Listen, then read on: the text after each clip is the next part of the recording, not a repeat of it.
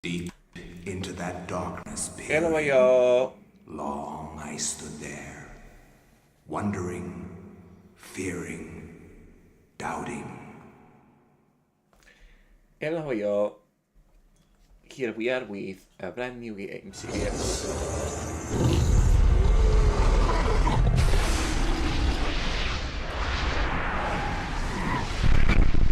For Nintendo. for a not so brand new game from back in an era where the credits at the start of the game You too were displayed. will come to understand fear as I have. Oh, time is when the credits went this hard.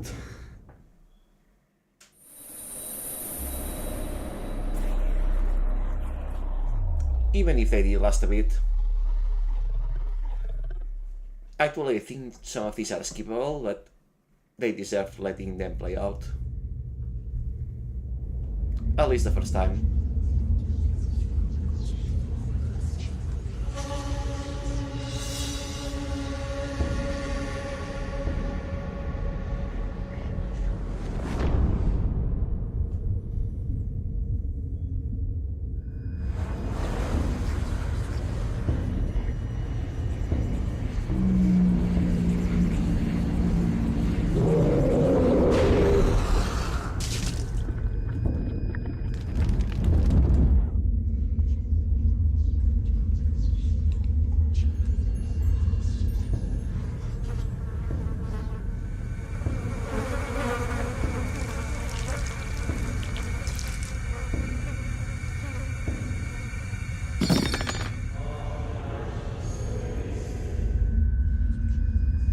Yep, definitely only the first time.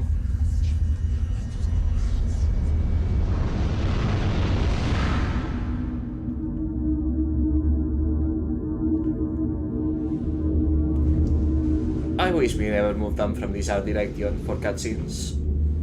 I miss them so much. Hello Ariel, welcome to stream. And yep, very flashbang. Yes, this game is quite a bit different than what I usually play. I am not normally one for horror, though I find this game in particular to be more on the creepy side than horror side. Like FFSN Supernova. Yeah, you know what? Not wrong at all. Now, usually all the games I have played until now on the stream have been blind playthroughs. I actually played this game once back during my childhood, so many years ago, so I don't remember much about it, but I remember it was great.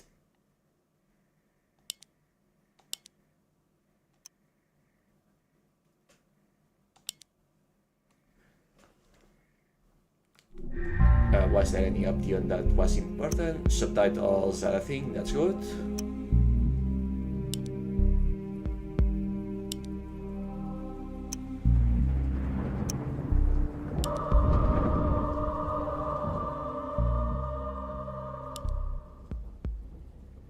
Extremely real memory card indeed.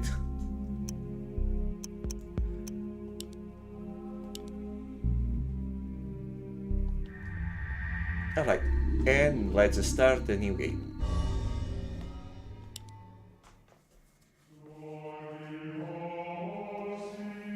Flesh, bone, bound together with the oddest magical incantation. This wretched book is where it all began so long ago. Before time, before humanity. I am Dr. Edward Roivas. I am a clinical psychologist. I am also dead. This is not my story, nor even the story of the Roivas family. It is the story of humanity. Like it or not, believe it or not, as you will. Your perceptions will not change reality, but simply color it. Humanity has been on the edge of extinction for 2 millennia, ignorant of so much and dependent on so few. The Guardians grow restless. Their time once again near. Whether by fate or misfortune, my family has crossed their path, and they didn't take kindly to it. Their attention turns to my granddaughter, for she is the last of my line, and the last hope for humanity. Well, good for humanity that I am on their side.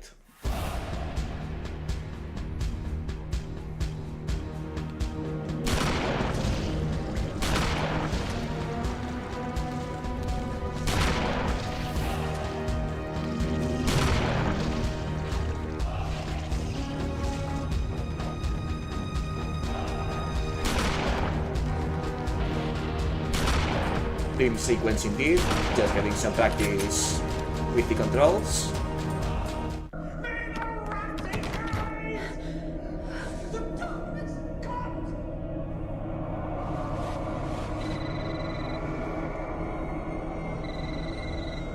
Remember me, Alex.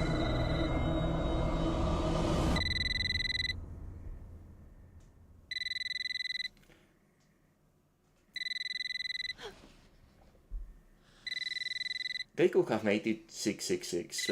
Wait, no, there's only 60 minutes in an hour. Hello? Miss Alexandra Roivas?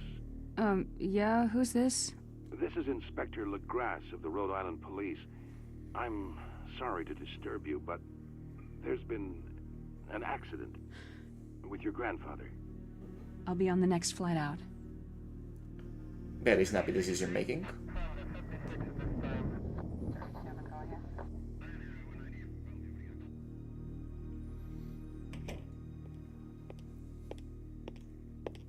Ah, Miss Roivas, I'm pleased to meet you. I trust you had a pleasant trip?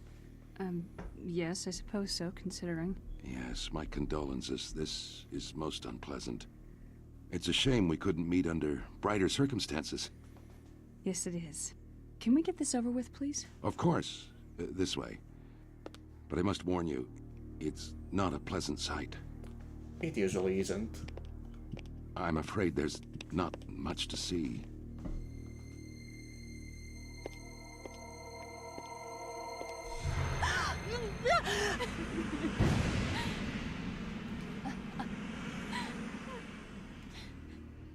Miss Roivas, is that your grandfather, Edward?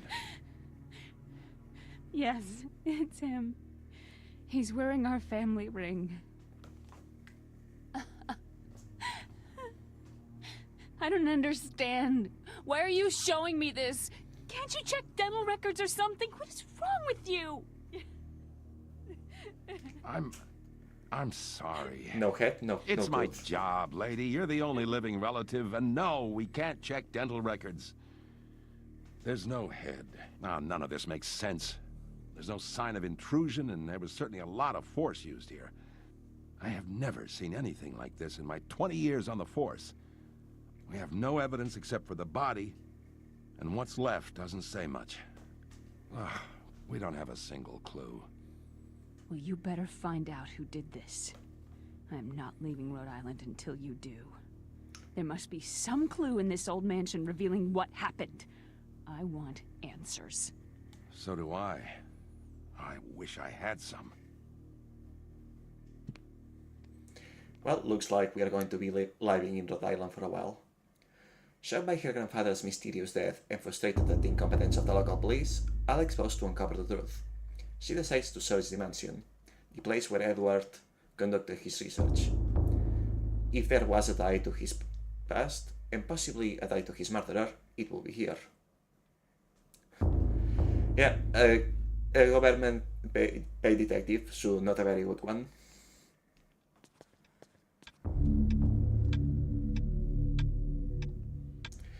Beautiful carriage clock. The hands appear to be stuck, yet the clock continues to tick, with the time permanently set to 3:33.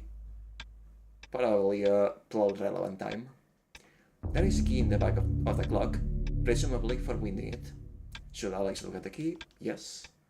Alex picks up the desk clock and pulls out the key from it. However, there is something about the key. It isn't for winding it at all. It looks like a treasure key. Extremely video gamey puzzle, right there.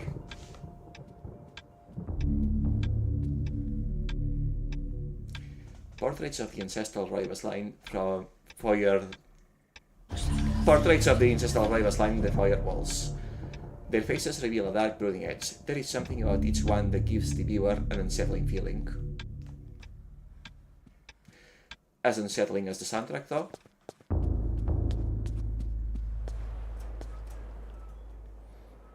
The last week rays of sunlight fight the shout of darkness. It lends an eerie feel to the last few weeks' events.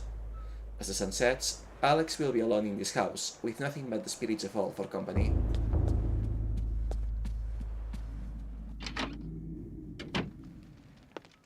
Very big mansion to explore, and I honestly don't remember where the plot progressing item is, but we'll find it. A wooden plate is fastened to the door, taking the place of the lock. A colored sigil is carved into the wood above and by the slot. The slot is just wide enough to insert an arrow blade. Seems inconvenient to have around your house, but who am I to question the Rivas family's aesthetics?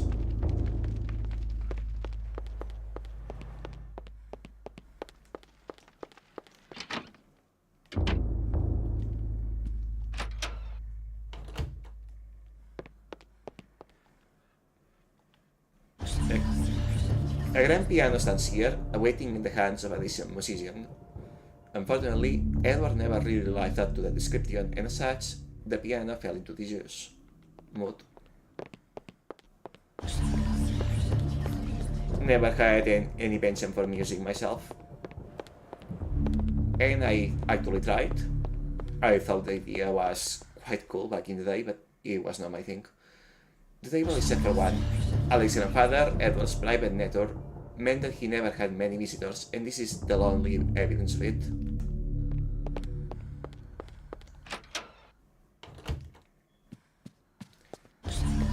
And let's go inside. Portraits on the ancestral rivals line the fire walls. Their faces reveal a dark, brooding edge. There is something about each one that gives the viewer an unsettling feeling. Maybe it's those black lines in the background. Quite an inspired choice by the artist. Also, I guess all of these have the same description.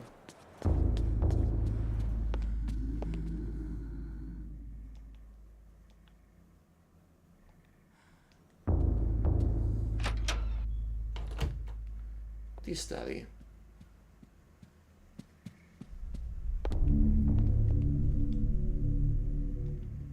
In the warm glow of the candlelight, the Rivas family tree hangs on the wall. Shadows flitter across its surface, obscuring the detail. If one looks closely, the family's secrets are revealed. Who had the bright idea of portraying a hanged man of the literal family tree? Like, that's some dark sense of humor right there.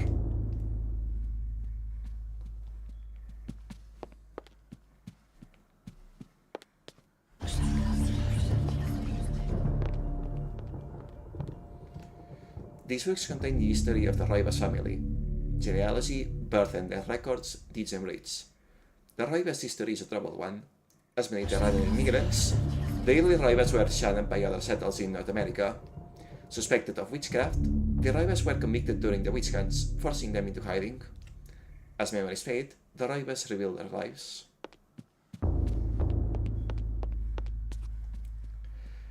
Yeah, being immigrant is rock, I will know.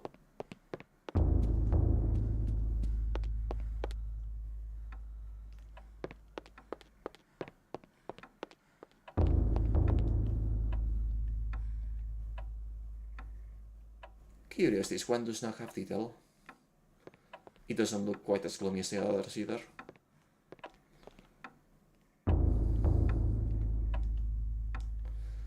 This looming grandfather clock seems to stand ominously in the corner, gazing on this empty room with an almost patriarchal air.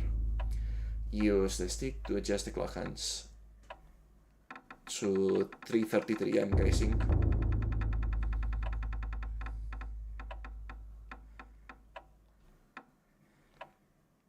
Wait.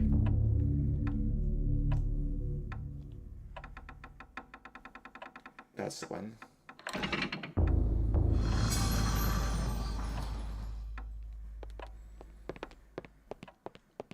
Alright, secret passage. Where does this lead?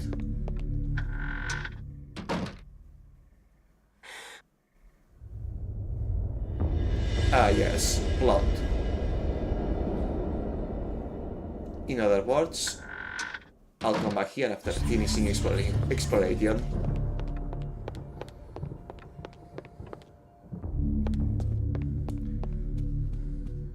I still have not used that key material after all.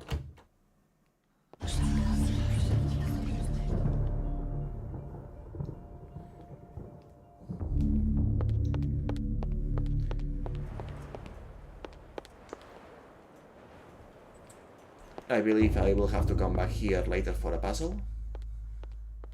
Much later though. A brass frame mirror is set into the wall. The mirror's direction can be judged by means of two crankshafts set below it. A curious device. Is it related to the telescope in some way? We're gonna mess with that later.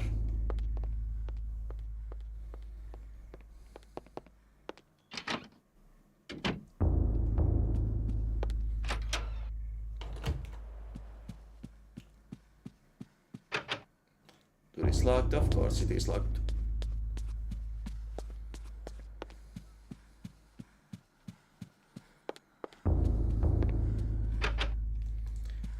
Well, less things to spend time on.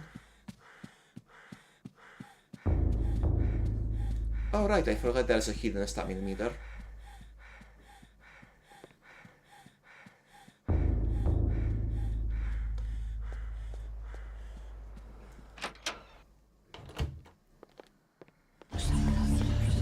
Alright then, it is blood time.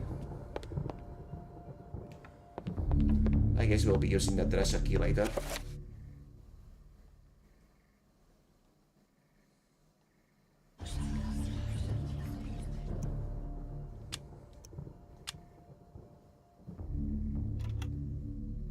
Oh, wait, right, I should have used the key there.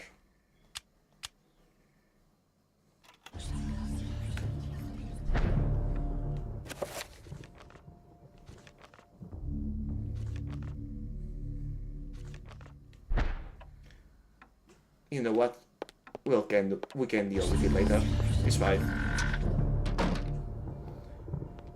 Now then. The obviously important item is Dog's Last. A small shrine of candles. The placement appears to be very deliberate, matching the etchings on the table and the wall's illustration. The candles are unlit. I was going to say that kind of looks like a Ouija board, but not quite.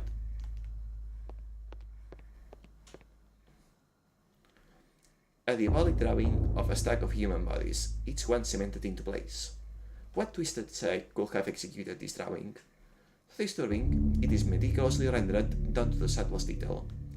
The precise anatomy of the fractured bones and the convolutions of spines and ribs entwine into a mesmerizing sight. Yeah, almost as if this was actually not a figment of someone's imagination, but an accurate portrayal of something that the artist has physically seen. If such a thing could exist, of course. Wink wink, nudge nudge. An ancient Roman weapon, a gladius, is on display above the fireplace mantel. Another token of eclectic junk. You know, I could use a self-defense tool.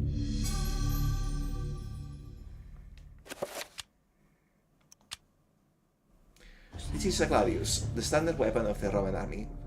A short double-edged sword with a sharp triangular point, the gladius was designed primarily for hacking and chopping at the enemy, but could be used to pierce armor as well. I actually feel like this is one of the cooler sword designs for actual historical weapons, so I'm glad it's this game's main iconic weapon. This is a bizarre drawing of a Cyclopean city, its immense architecture bathed in a natural fog. The detail is incredible. As Alex studies it, she can almost imagine the city's inhabitants. Probably foreshadowing. Painting of a jungle. A jungle shadow building. It seems to be a temple in Asia, perhaps from Thailand or Cambodia.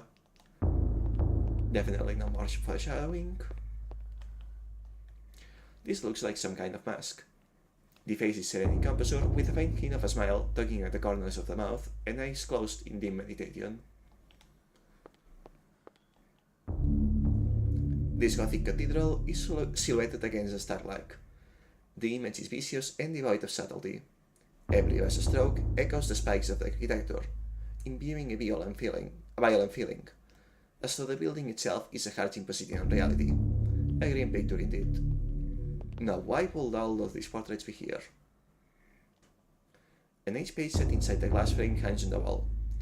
An insane scribbling covers the page, incomprehensible to Alex. Perhaps if Alex had some kind of tome, it could be deciphered. Some kind of tome, you say? A large leather-bound antique book rests upon the cluttered desk. Should Alex read the book? By all means.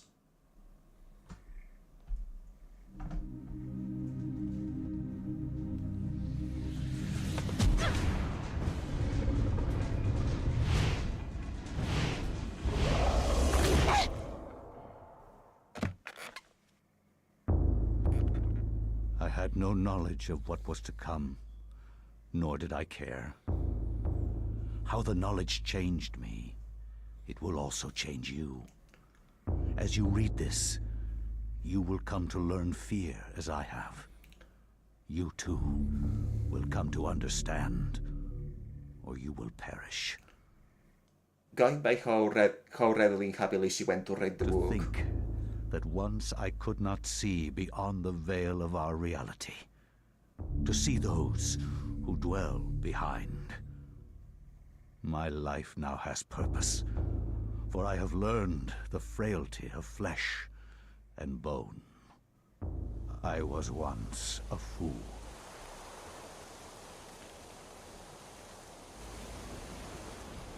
Where is quies candamest? Where is conservandi? Facusatis aquae sumat, et animus eorum confirma. Pugna huis, dia sit modo prima multarum, si inceptum conficiamus. Quam primum, Centurio Augustus. Volo res I would like to militaris. compliment you once more on your battle tactics. Our enemies did not have a chance. They got tired of speaking Latin, I Do guess. you believe that it really exists, Centurion? I do not doubt our Emperor's beliefs, or his orders. But if we are to retrieve the artifact, then we must be strong and patient.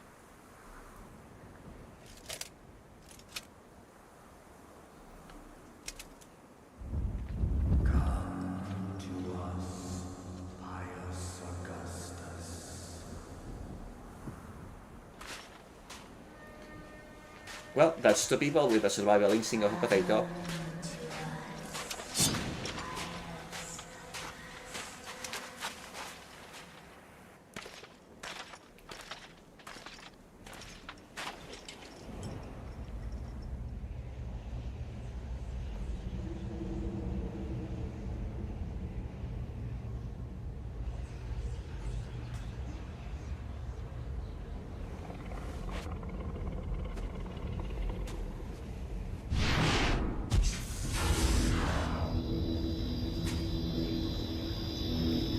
You kind of walk straight into that one.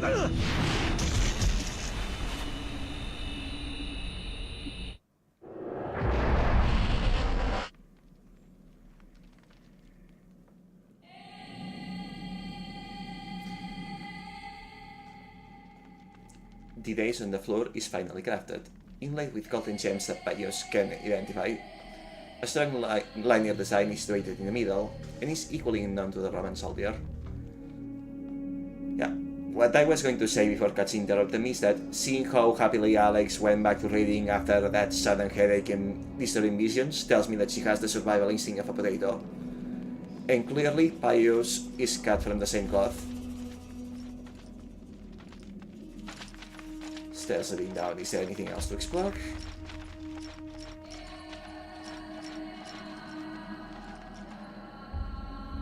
A ladder leads into the dark heart of the labyrinth. Danger lurks beneath, yet Payos' courageous resolve does not buckle. Shall Payos climb on the ladder? By all means. Let's get the adventure started.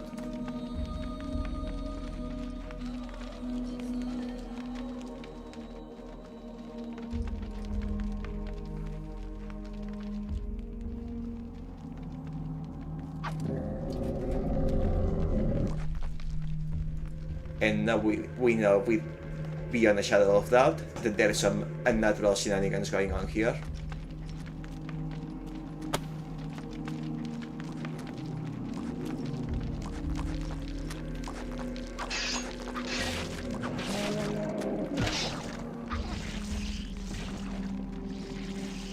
tactical execution, danger is dealt with.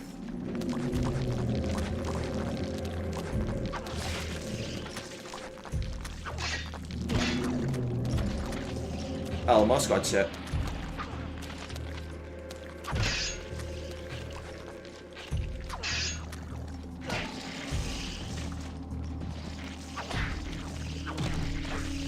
Oops. This meter represents life energy. Every time a character takes damage, the level will get lower. When it reaches 0, the character will die. Not get incapacitated, straight up die. I like when games did not hold back on the descriptions.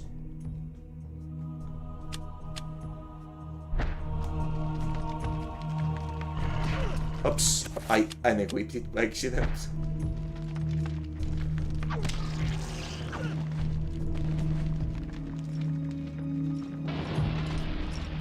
Oh, no more ambushes, I hope? Not yet. A strange granite block lies on the floor. Absolutely, we're taking it.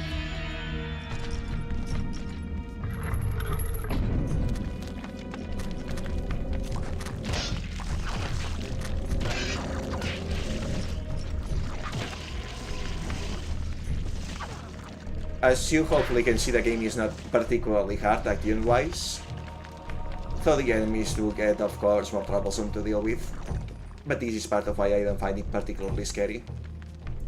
A strange granite block rests on the platform. One more to the collection.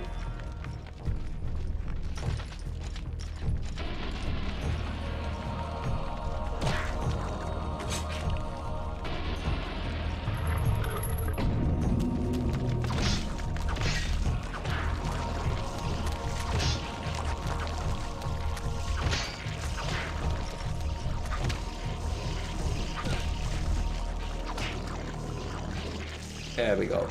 Nice and easy.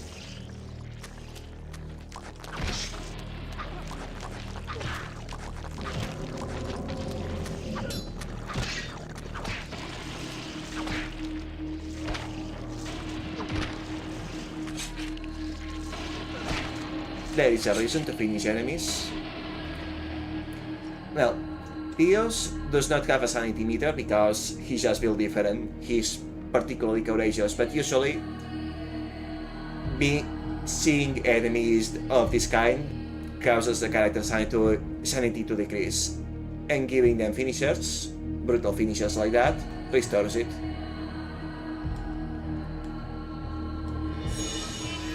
And that's a full collection. Actually, is there a particular description for this? Ghostly blue, insipid green, and blue red. Yeah, those descriptors check.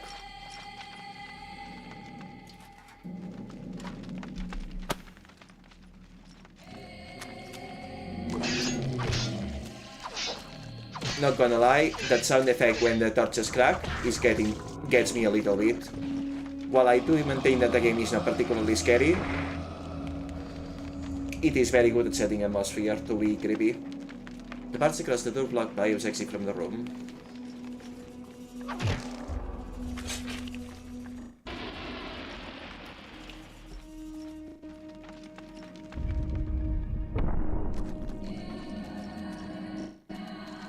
Oh, I do not like how much the game is freezing. Hopefully, it's not an ongoing issue. Okay, that's a lot of enemies. Thankfully, they are all one of the weakest enemies in the game.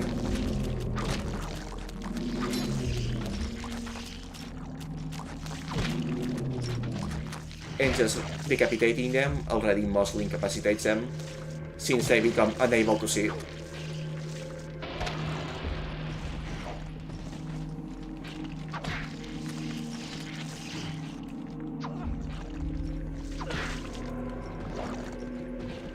So you still have to approach them with care, as they will lash blindly.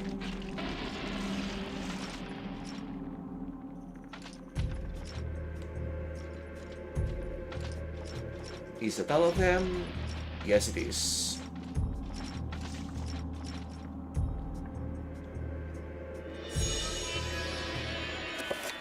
And this one is filled with purple and tainted by black shadow.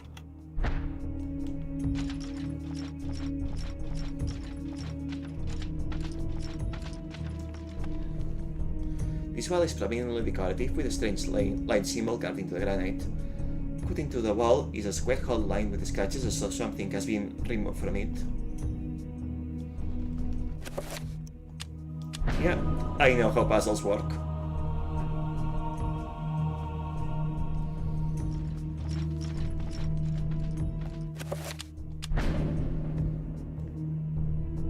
I will say that the runes are important, but really it's mostly the colors that are important.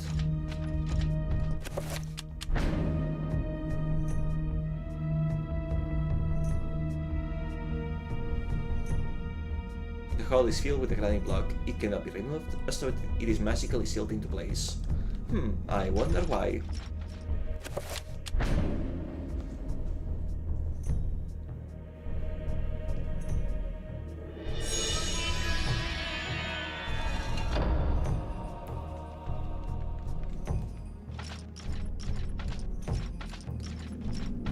One thing I really like about this game, among many others, is the amount of attention that goes to the sound design. For example, this clanking of the armor when Pius walks. He's the only character in the entire game that has it, and he has a pretty short chapter. So they really didn't need to bother with it, but they did it anyway, and I very appreciate that. Pius, you must prove your worth by destroying this statue.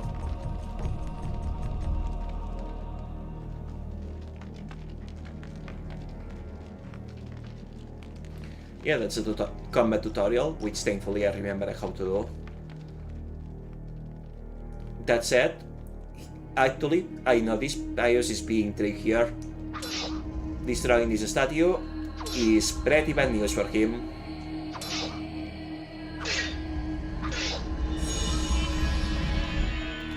But he does not know this right now. He's just blindly charging ahead as soldiers do.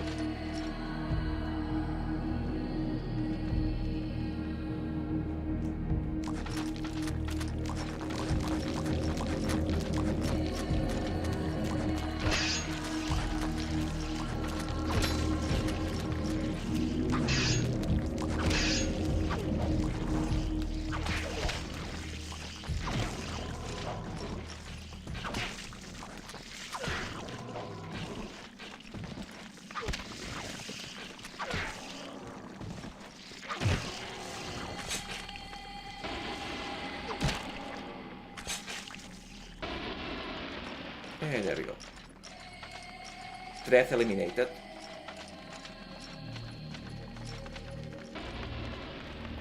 A button attached to a small pylon softly illuminates the room. A bizarre energy seems to radiate from it. Let's push it.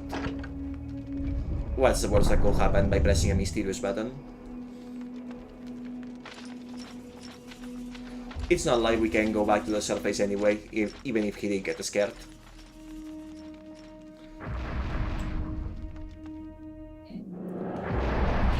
So I will admit, no matter how valiant I felt, if I was a soldier from that era, well, if I was a person from that era and saw teleporting technology like this, I will be more than a little bit freaked out.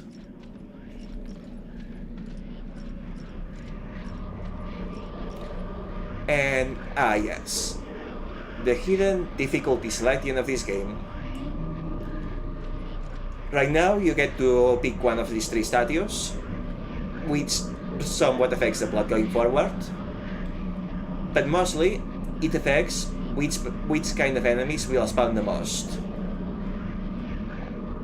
Broadly speaking, green is easy, blue is normal, and red is hard, because red enemies have bigger numbers than other enemies, they are strongest physically, while green enemies are weaker, although they are a bit more tricky to deal with, but not big enough to overcome the numbers difference. Now, in my original playthrough, I remember I took the blue statue, So this time, as I am more interested in dealing with tricky enemies than ones that take forever to kill, I will probably pick this one. An effigy resembling a warp angel, shaped from dark green emerald, hovers effortlessly above the pedestal. Shall I use this artifact? I will find out, by the way, that in order to see this game's true ending, you actually will need to play through it 3 times. The second playthrough, whichever statue you pick will be destroyed. And the third playthrough, only one statue will remain. And after finishing the third playthrough, you will see the true ending. We will not be doing that.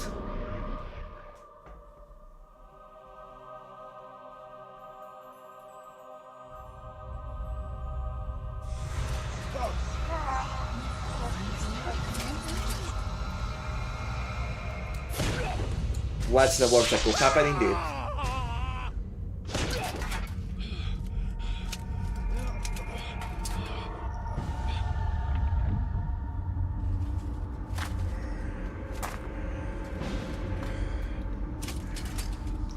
He got a goth makeover. The first goth in history, even.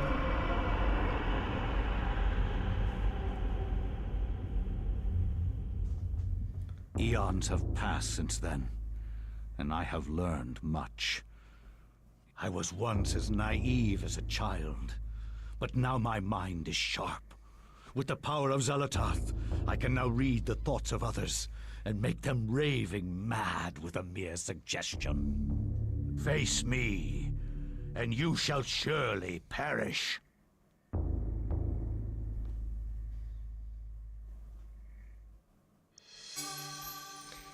Right, well, I meant it as well. Each of those 3 statues, the 3 colors, represents one of the main 3 Cthulhu-like entities in the plot of this game. The green one that has just been decided as our primary enemy is the god of insanity. The blue one is the god of wisdom. And the red one is the god of I think power. Maybe it was brutishness or something like that, but I think power. Therefore, he now has insanity-related powers. And Alex has acquired the Dome of Eternal Darkness. They say the name of the game. And as I recall, the main gimmick to cross the chapters is that every time that you finish a chapter, you need to find a page of the book, which opens access to the next chapter. Strangely, with the Dome of Eternal Darkness in her possession, Alex can read the page. It is a chapter page from the Dome itself. Should Alex take the chapter page? The Binding of the Corpse God.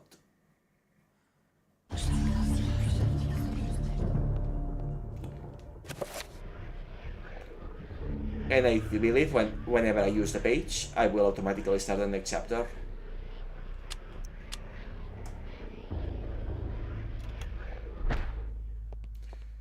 And since I can do that from anywhere, not necessarily in this room, let me once again go check the second floor.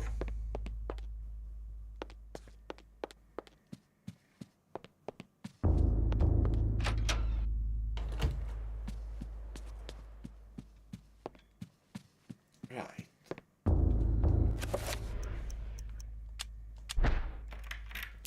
The key comes apart in the lock. The key to the second floor is broken. Perhaps there is a way of repairing it? Right. I forgot that was a thing. Well, we'll be able to deal with that later. For now...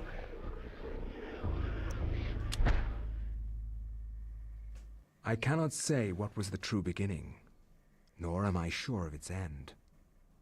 So perhaps here is the best place to start. I am reminded of ideas I first encountered in Sir James George Fraser's book, The Golden Bough, a study in magic and religion. We are overwhelmed by a very human need to weave a web of meaning where there may be none. Since time immemorial, ancient peoples have dressed up their lack of knowledge as gods and demons. I have discovered that sometimes the fates of gods and mortals intertwine, and legends are born. 1150 AD. Yeah, that was some time ago indeed. Thy time is done, great ancient. Forever in shadow will you be master of chaos, and to fade to nothing in obscurity will be thy fate. My master has planned many millennia for this day. It is the true chaos of all things that you now must be entombed amongst the beings of flesh and bone. You have a great monument here, Mantarok.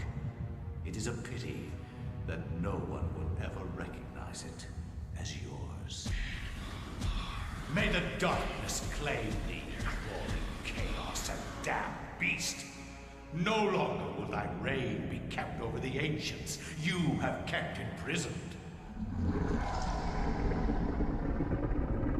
Thou hast seen the last of this world.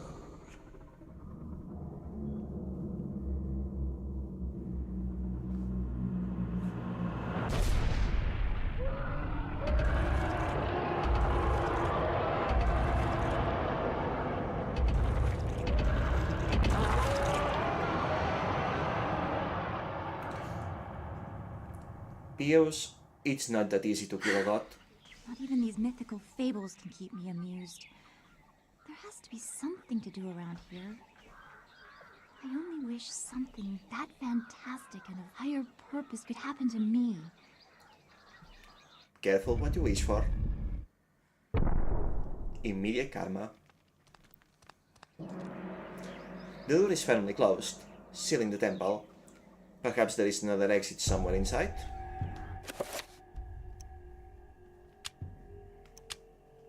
Short sword with a wooden grip, light and durable. Small cord running from the handle makes it better for hacking rather than stabbing. This is the Tome of Eternal Darkness, where experience, spells and enchanted items can be stored for future use.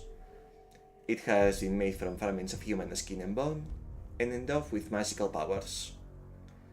Magical? I am actually not sure if magic with a K has a different pronunciation than without the K.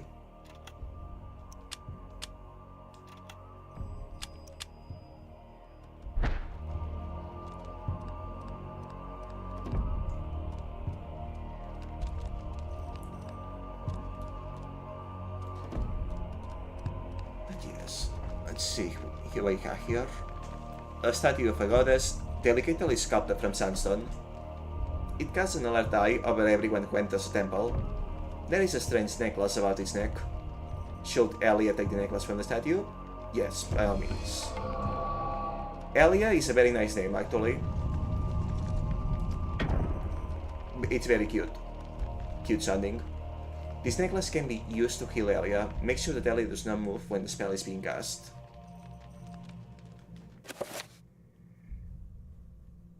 Okay, I see that it has limited charges. However,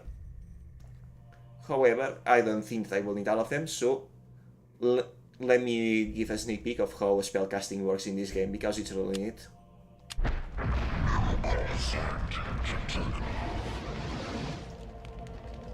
Okay, that didn't work exactly how it works normally. The casting time was pretty fast too, but so it wasn't a good show. But yeah, you have to stay perfectly still while casting, otherwise you waste the cast. The door is now closed, preventing Ellie's passage to the other side.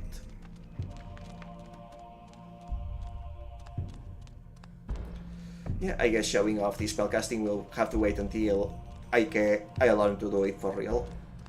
It's one of the cooler parts of this game.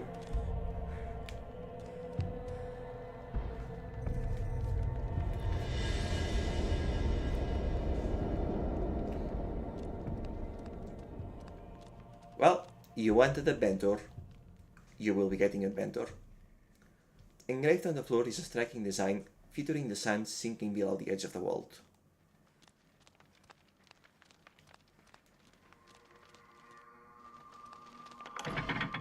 Could have told you this was a trap.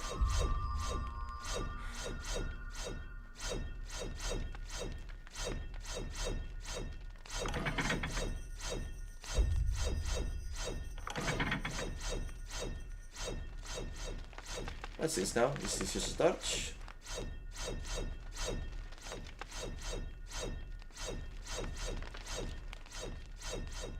Let's avoid the stepping on the tiles.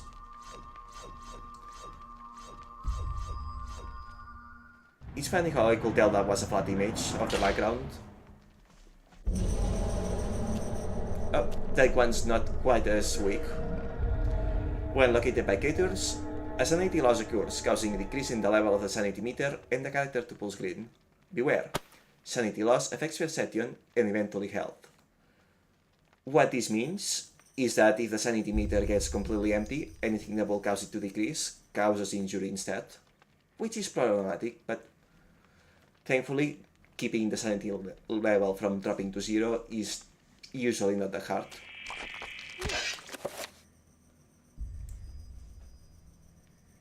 This meter represents a character's sanity. Every time she meets a monster, her sanity will get lower. The lower the sanity meter gets, the more the character will hallucinate. And those hallucinations are pretty damn neat and one of the core aspects of this game.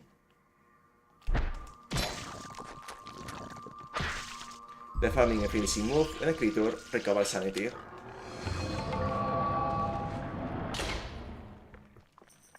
Well, as I was saying, you wanted adventure. You are getting adventure. Engraved on the floor is a striking design featuring a brightly burning sun. I'll have to remember this for later, I think. Bronze necklace sits atop an ancient clay urn.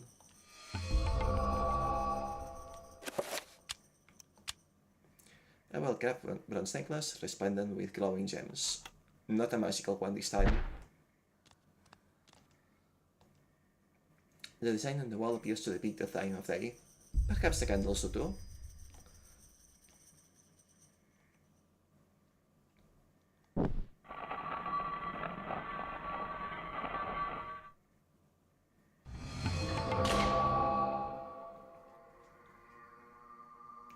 Okay, that was not quite it.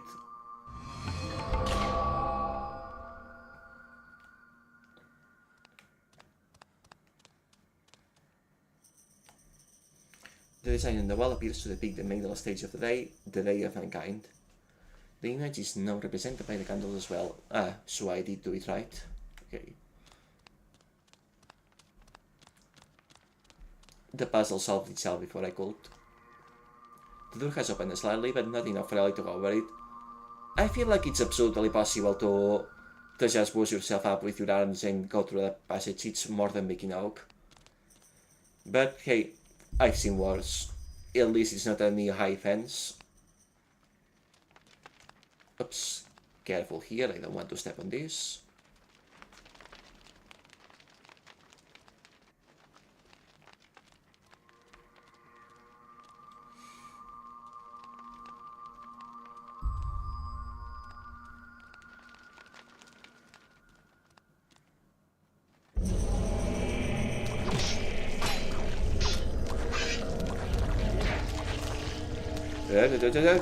Leave me be, leave me be.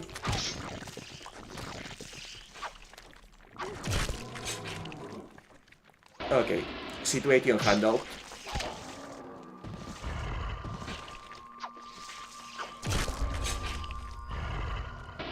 Approaching from the back is typically safest once they are blinded.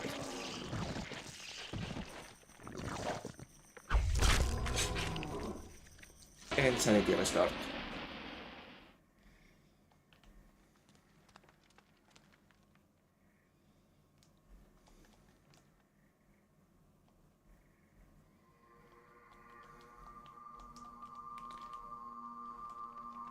Doesn't seem like I can change that one.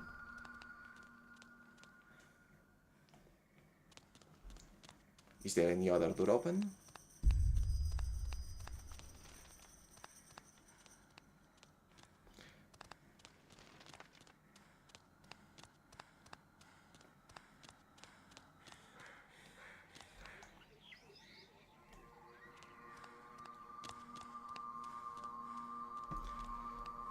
It's definitely quite the choice to make the stamina meter invincible, but at least you can hear the panting before it becomes a problem.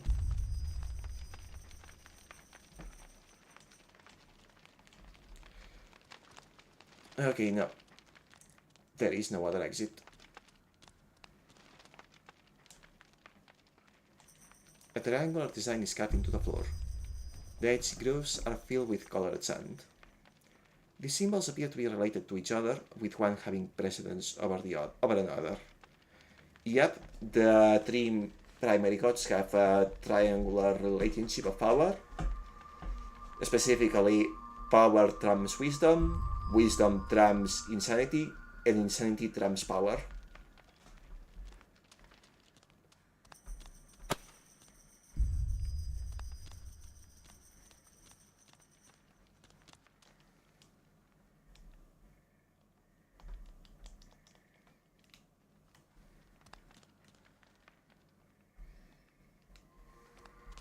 Yeah, I can touch the candles in there,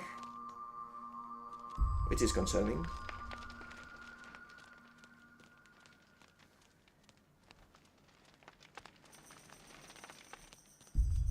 Nothing here. One thing I do recall is that the puzzles in this game range from pretty easy to actually damn hard. So sometimes I will get stuck on things. I apologize in advance for those.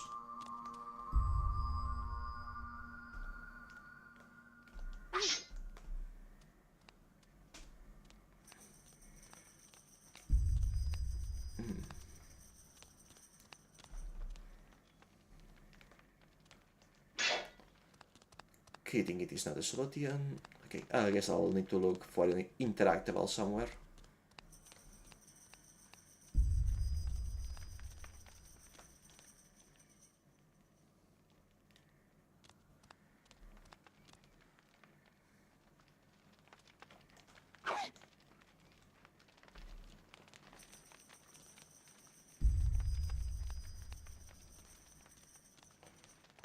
I suspect that more of these guys will wake up later as I advance in the puzzles.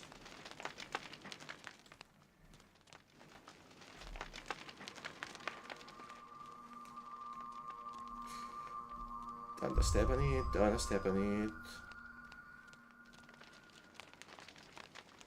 it. Wait.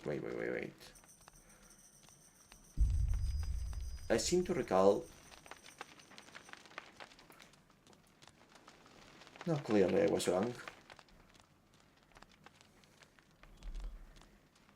I thought I remembered the solution here being one of those corners, but there is nothing there, at least right now.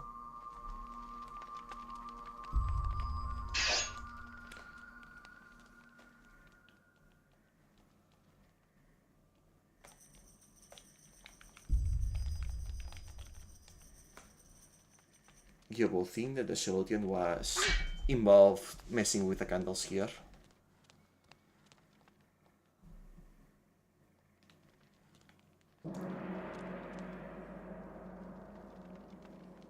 What was that sound?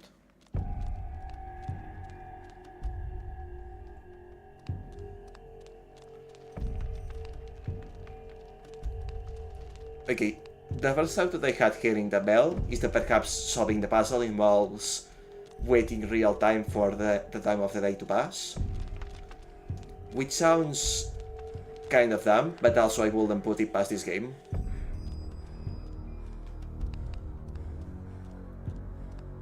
But no, I think that was just the music looping.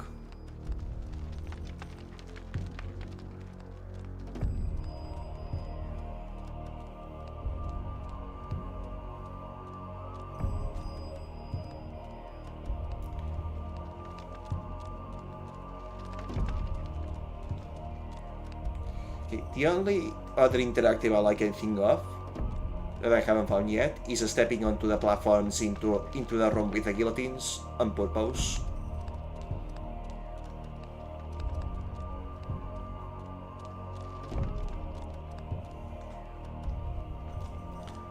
So I guess we'll be trying that next.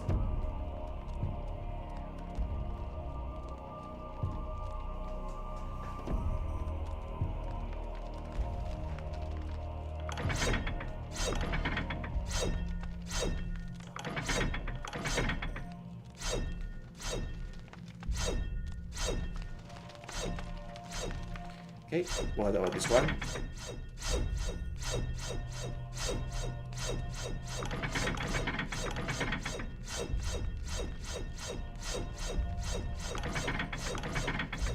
Nothing. Well, there goes my idea.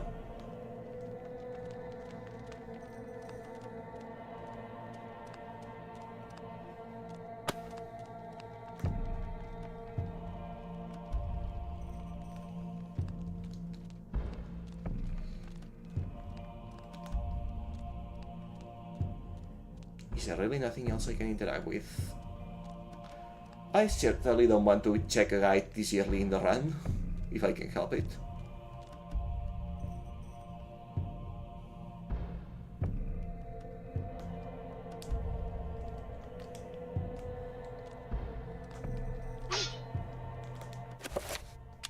Oh right, I forgot I had an item. Of course. Of course. I am not looking for interactable, I am looking for a place to use the item.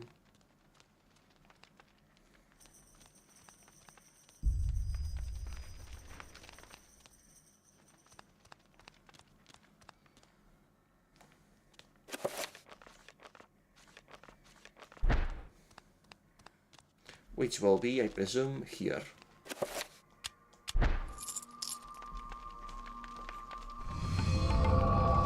There we go.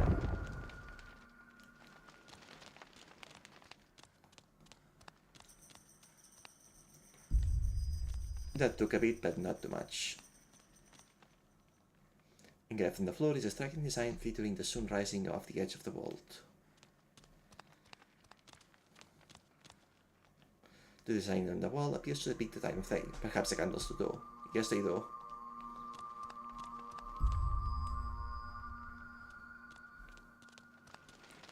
Good thing that the traps are easy to identify.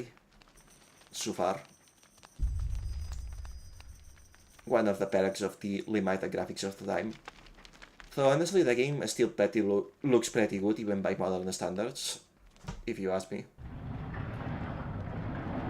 The character models are a little bit out of whack, but not too much.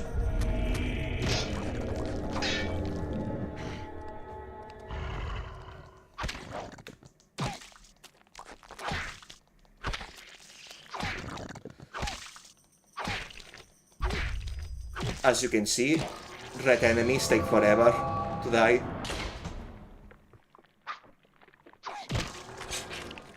Which is the reason why I decided to go with green instead of red. Since I already did blue the last time. Engraved on the floor is a striking design featuring a starry sky filling the heavens, so all candles off, gotcha. Sign of the wall appears to depict the time of the day, perhaps candles do.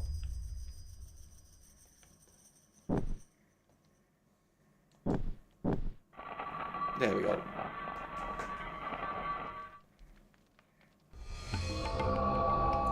That's more like it.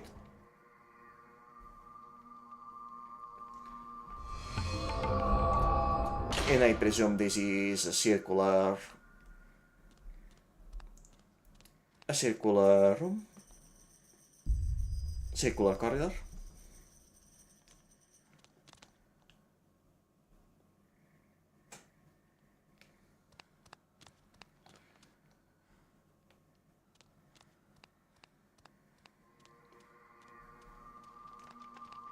I bet like one of these is going to get up.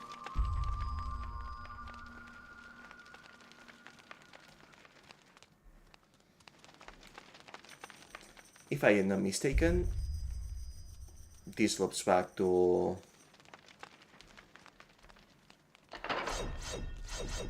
ish. But yeah, this is the room that was the door that was closed before.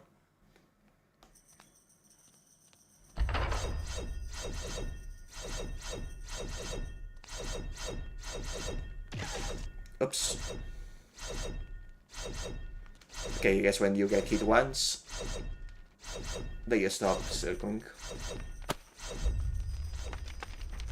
A small pedestal covered with decorative etchings stands above before the wall. The blowgun opening must have some special significance for it to be the focal point of this display. Should elevate the blowgun? By all means. There is nothing else to do. Therefore, clearly something like this was going to happen.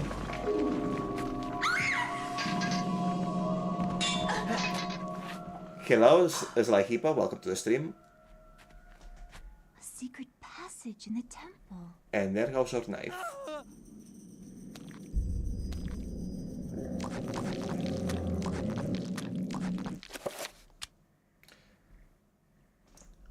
You are welcome. An ancient weapon, the blowgun propels a poison dart at an enemy, causing death within several seconds. Only 100 projectiles, but that's more than plenty.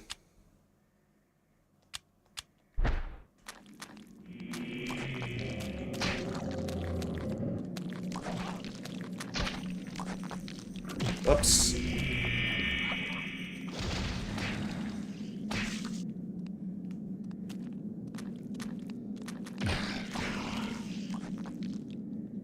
Fragments of the shattered short lie upon the floor.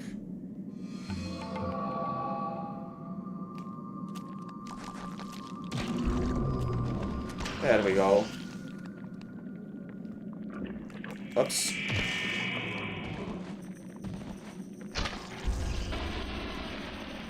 And yes, finishers using a ranged weapon do consume ammunition actually.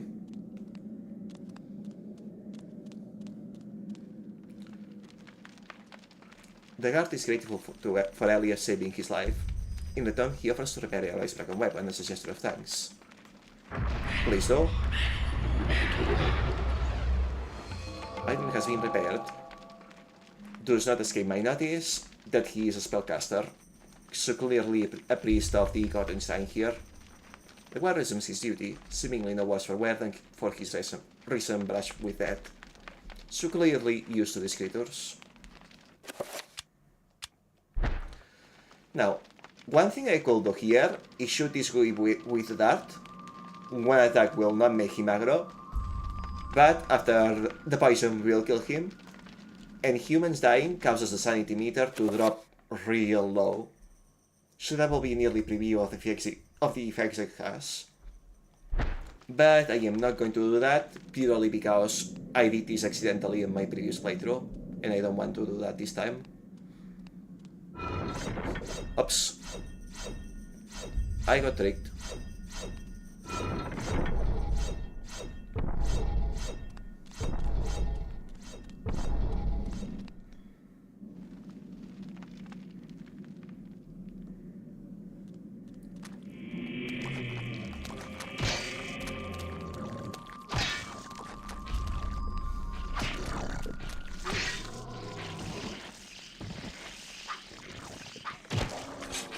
There we go. Ranged weapons are nice, but being able to reliably decapitate enemies is just the best strategy.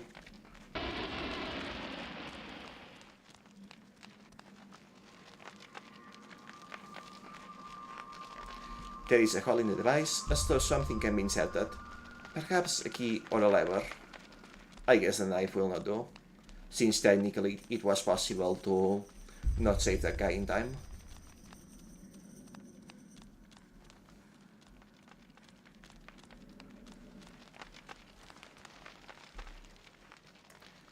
This mural depicts a skeletal demon befriending the ancient Med people by denouncing one of their fertility gods. I believe I recognize the skeleton.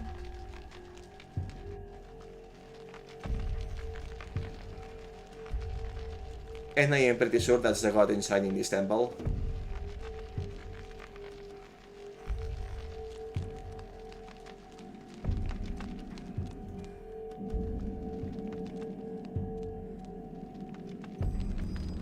Is this not? No, it is not where I just came from. Also, she's that heart.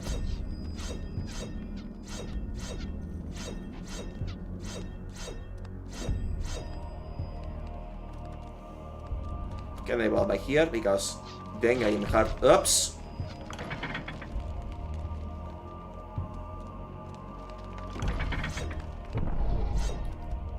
Okay, that wasn't me. I was not being careful enough.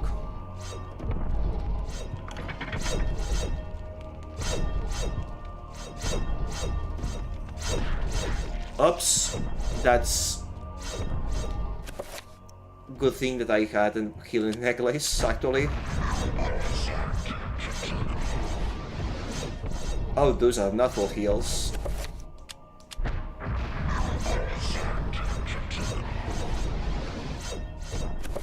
But good enough.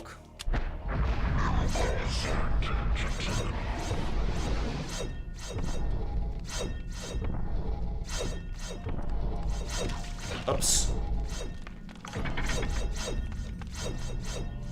Good enough, indeed.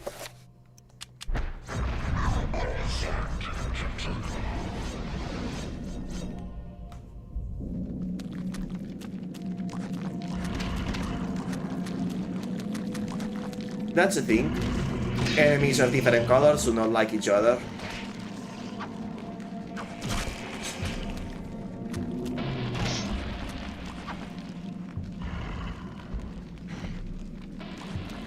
And usually, the red ones are the winners.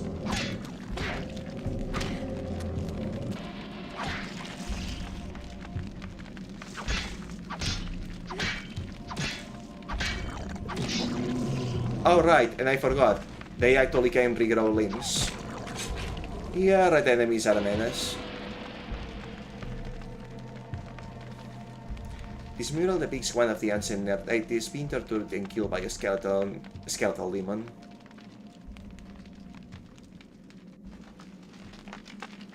Yep, that's the one.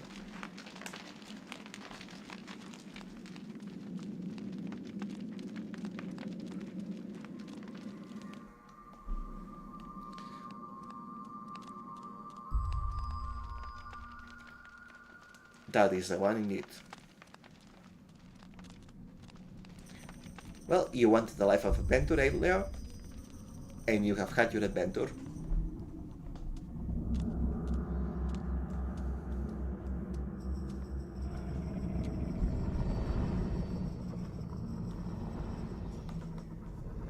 Stop.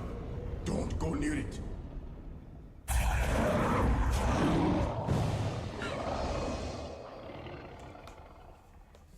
So, you are reduced to feeding on flesh and bone, Mantarok.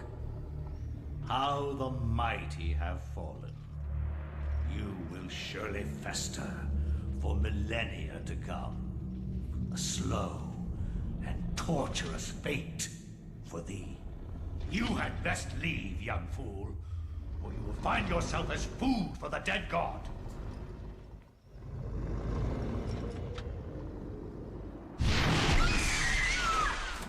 Like that.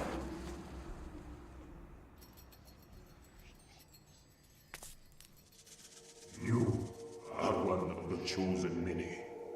Flesh and blood. It is now your destiny to fight the eternal darkness. I give you a gift in return for an obligation. The gift is your life, sweet dancer. The obligation is this. You hold one of Mantarok's hearts. The essence of a corpse god. To some it is a source of great power. From those people, you must defend it, lest they use it to destroy what little brightness your world has left in it. Guard it well.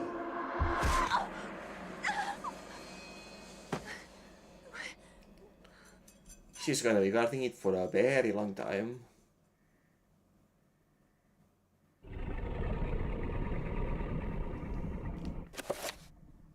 And it's not even in the inventory. That's how well guarded it is.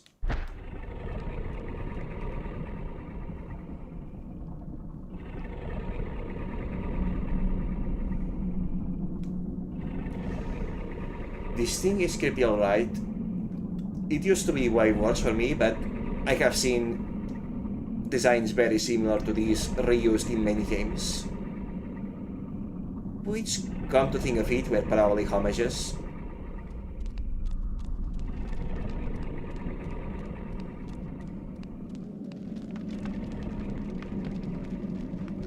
statue of a human female bears witness to the monstrosity that fills the room.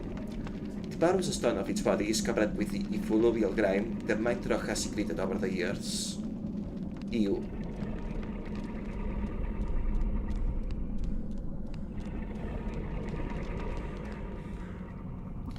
A door of formidable size seals the vault. A stylized design resembling the creature that dwells within the room is carved into the stone. But I do not have the means to interact with it right now.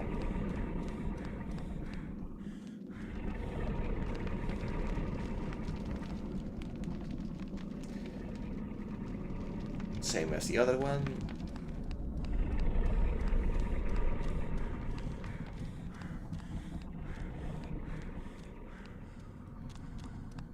Oh, we found all there was to find here. Now let's look for an exit.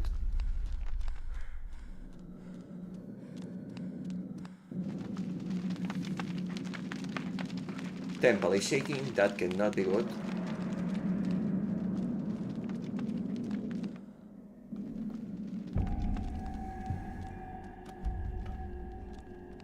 I should be careful with the traps, they are not so easy to avoid at this point. And they hurt a lot.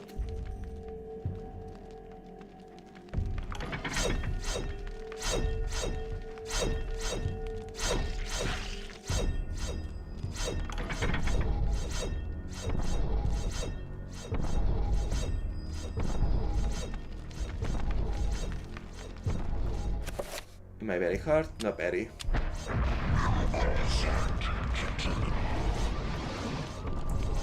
I did say that 10 charges was way too many, but also I thought they will be bigger heals than they are.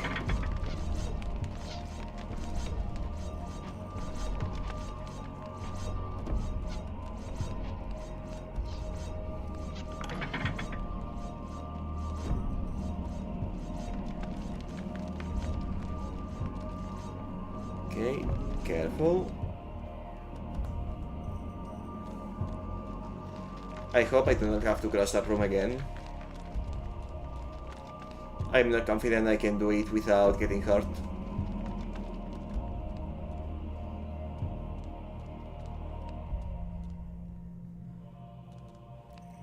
Okay. Careful with traps. Like that one.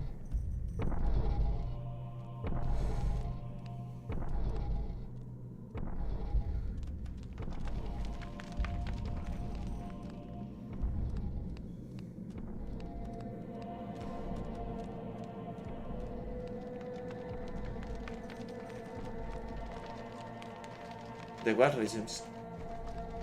Oh jeez. Yeah, that's as far back as I can go.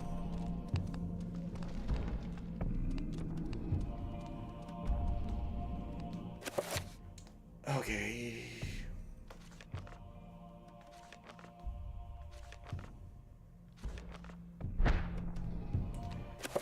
Just in case, actually.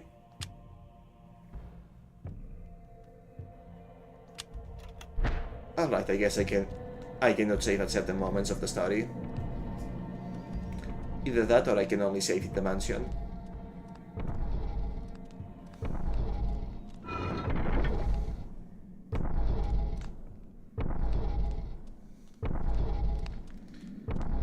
This room in particular is not too bad, that's something.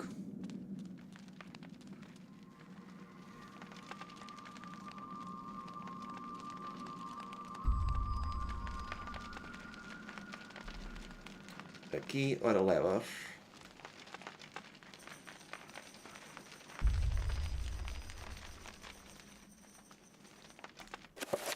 Do I have a key or a lever?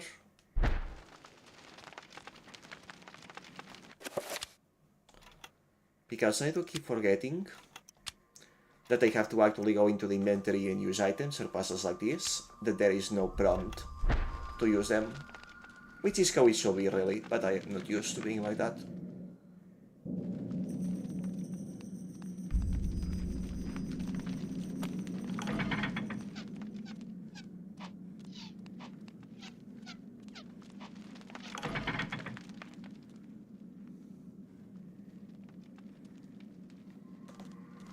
Ups, up.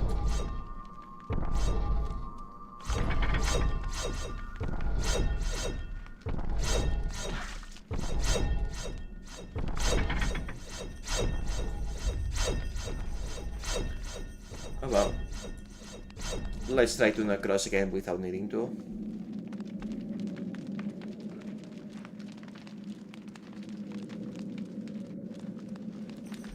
Thankfully, trap passages like these are not something the game pulls often.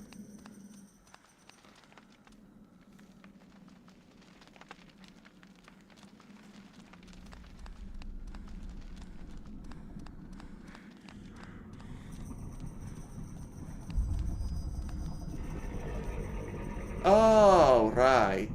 A metal staff is held by the arms of the statue. There's my lever. It even says in the description, yeah.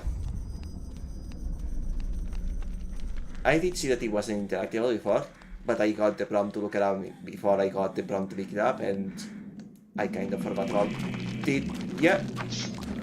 And that's how I know that I made progress.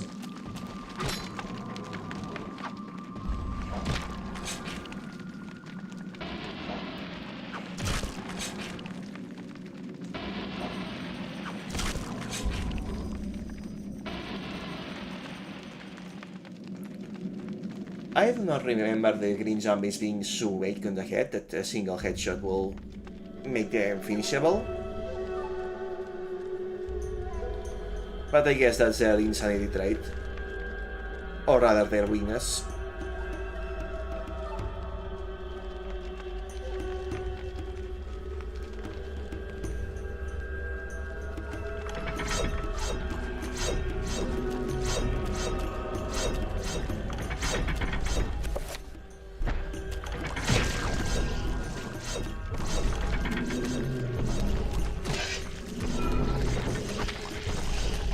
That went well.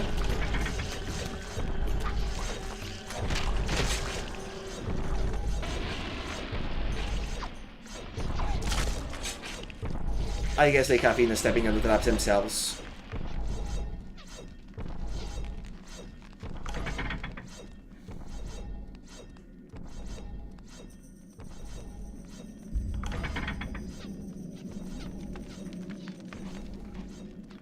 Okay, careful. And that's that. Oops.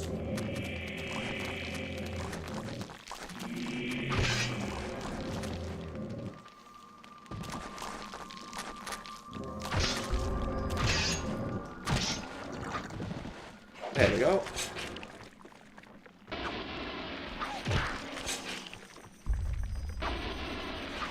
Sadly, it is a bit too easy to recover sanity. It's one of the things that are not so great about the game, because all sanity effects are very cool.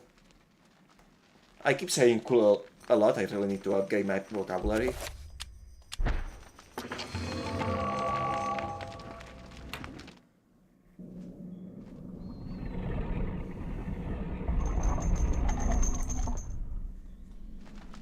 Okay, time to cross again.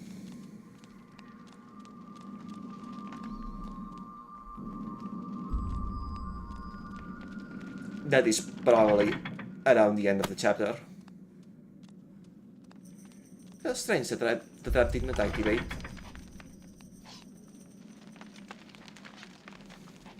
Not complaining though.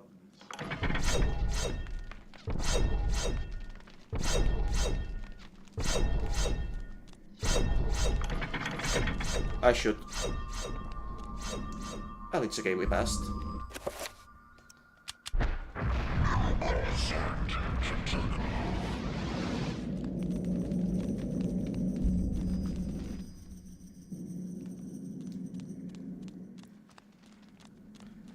Now, let's see what's in that last room.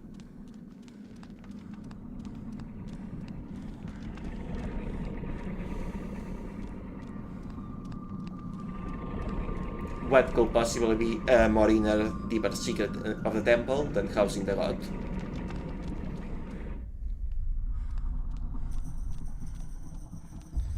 That certainly looks like a dead end.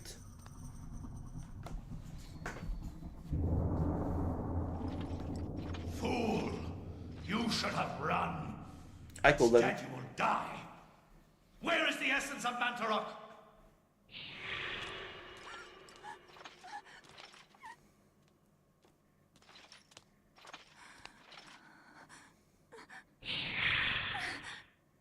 Where is it?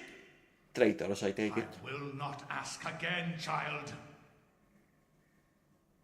Very well, then. You will succumb to the horrors of oblivion.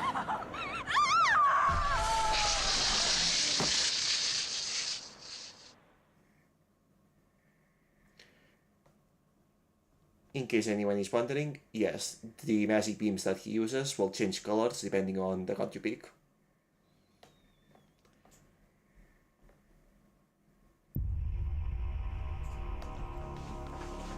And yeah, most of the characters do not have happy endings.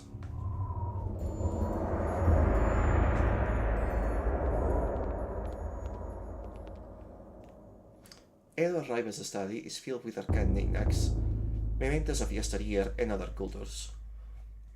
The order of ancient text is faintly noticeable, and the remembering of dust that covers every surface, except one. The desk had been the center of activity, and not a mote of dust is on it. Here, Alex and her father had work, perhaps even hours before the end.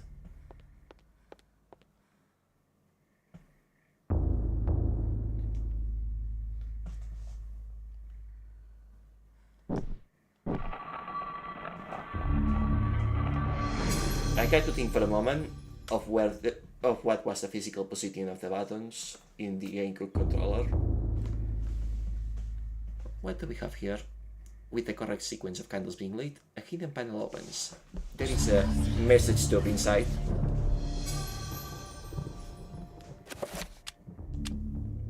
An antique leather-bound message tube, the kind used to transport sealed message scrolls. It appears to be unopened. There might be something inside. Should we open it? Absolutely. Alex has found a chapter page entitled Suspicions of Conspiracy.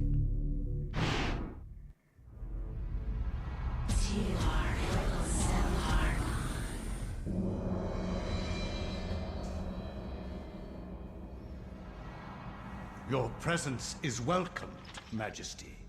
As always, I am honored. Our dealings are a pleasure to us both, then. He lies. As do we all. What is this flaw you wish to discuss with us? My concern is with the other ancients. Ulioth, Shaturga. Should they unite with Mantarok, they will doubtlessly possess enough power to vanquish even thee.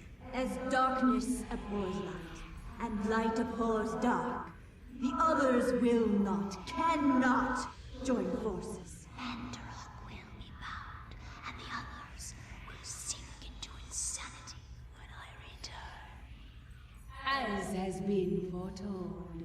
I was unaware. There is much you do not know.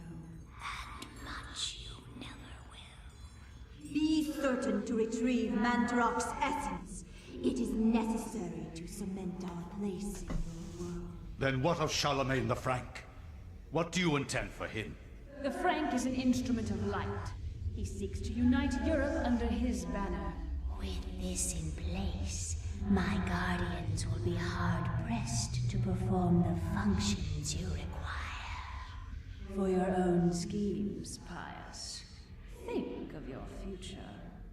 Then Charlemagne will be removed from the picture. Make sure he is dead. Or insane. Or perhaps one, then the other? Just make sure he is removed from power. Of course. He is as good as dead. I did not recall that the cutscenes with conversations with the Chosen God. And also I did not know that she had that this one particular god was female. After the chapter page is removed, the message tube is no longer needed. Alex discards it. Cannot have the inventory be cluttered. Also notice that the sanity meter for Alex is slightly depleted. That will be because every time we finish a chapter, it depletes a little bit more. There are ways to recover it, though not at present. And I do not intend to recover it since it's nicer to just witness the effects. Not that there's many effects at this point, since it's not very low yet.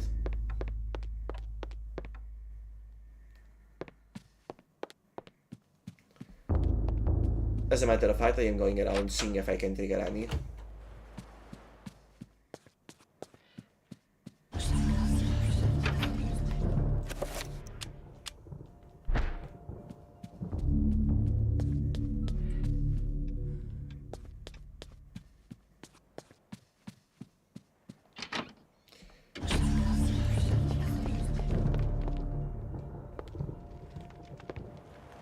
Not at the moment, huh?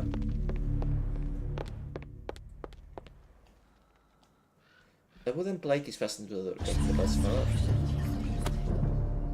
I do notice that this used to be purple, and now it's green, so I'm guessing that it starts at the default code and changes to whichever one you pick a license to. But yeah. Since at this level of sanity, triggering special effects will be uncommon, we'll just go straight to the next chapter. And probably spend the rest of the stream on it. From my research, it is apparent that the endeavors of mankind are mere puppetry at the hands of the ancients. Whenever a king vows reform, the ancients move quickly to stifle it. Under the auspices of Emperor Charlemagne the Frank, the new Holy Roman Empire was at the height of its power.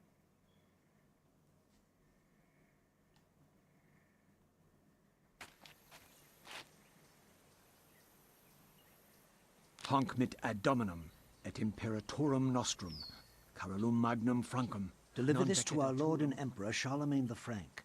No one but him must see it. They are words for his eyes only. At once.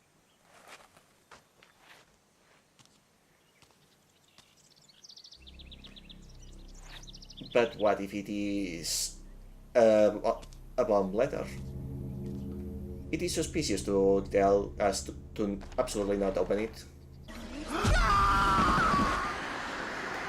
Because this might happen.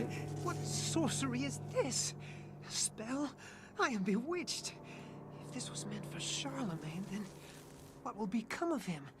I have to warn him of this treachery. Good for him to have the sense, to have smell the bullshit.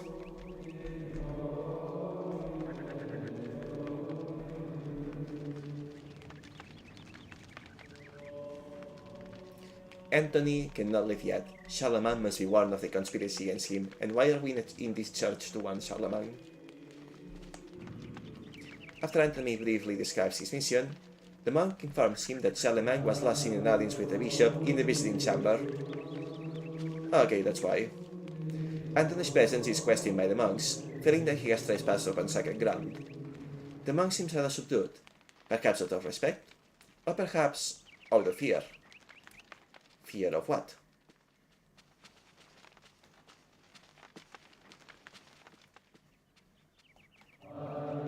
Visibly disturbed with grief and despair, the monk sobs pitifully. He recounts that this is not the only death to have occurred recently, and wonders if perhaps the order is being punished for wavering in faith. Okay, so one of them has deceased recently. The monk informs Anthony that the order is awaiting the arrival of the bishop, so that the funeral rites may begin. There is much grieving to do, since this is not the only recent death among the order. Also, I appreciate that there is no dialogue per se, but rather a description of dialogue. Makes it easier to imagine the characterizations of each character. The monk cordially greets Anthony. However, he brings grave news of the loss of one of his order, who fell from the tower to his death. A skill issue. His tongue is guarded, leaving Anthony wondering if, indeed, this is the truth. Also skill issue to not be a good liar. Can I help with you? No, you're focused on prayer, got it. What are you looking at, Anthony? Oh well. Message scrolls like these were often used to transfer messages securely. This one has a strange diagram on it, consisting of a pentagonal shape with strange letters on each corner. When Anthony had opened the scroll, something strange happened. That something had been intended for the Emperor Charlemagne. Suspecting a plot against the Emperor, Anthony pledged that he will warn Charlemagne at all costs. Not that we have seen yet what exactly that the spell actually did. So far, he seems to be fine. Muffled voices emanate from inside the bishop's visiting chamber. However, the door is locked and Anthony will need the bishop's key to enter and gain an audience with Charlemagne. Seems to me like he could just ask around for the key, but who am I to question game logic?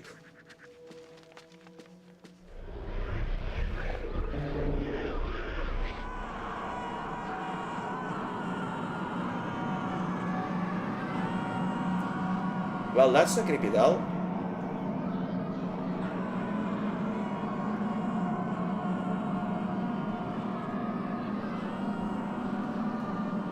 As I said before, destroying the statue had consequences.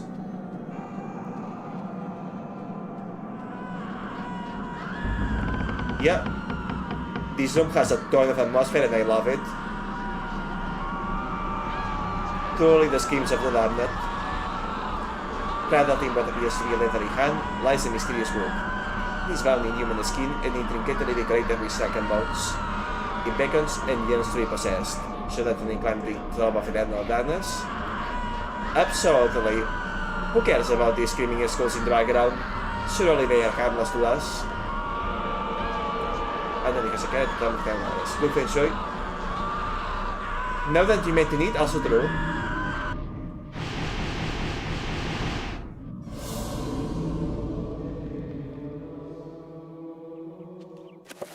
And now the book is in our inventory because it exists in metaphysical space outside of Euclidean conventions.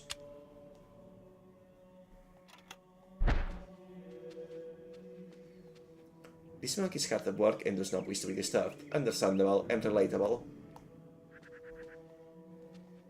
Somewhat addled by Anthony's distraction, the monk keenly requests to be left alone, also remote.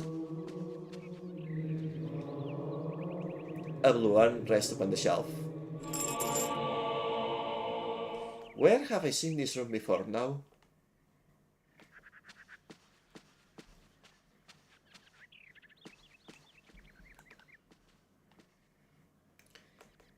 I cannot pick that up in the presence of the monks, it seems.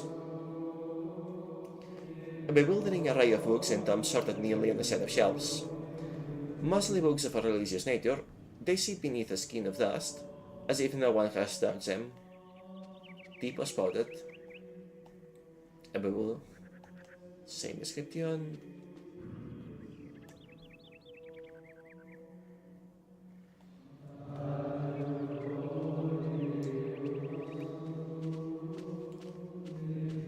Nothing I can do here right now.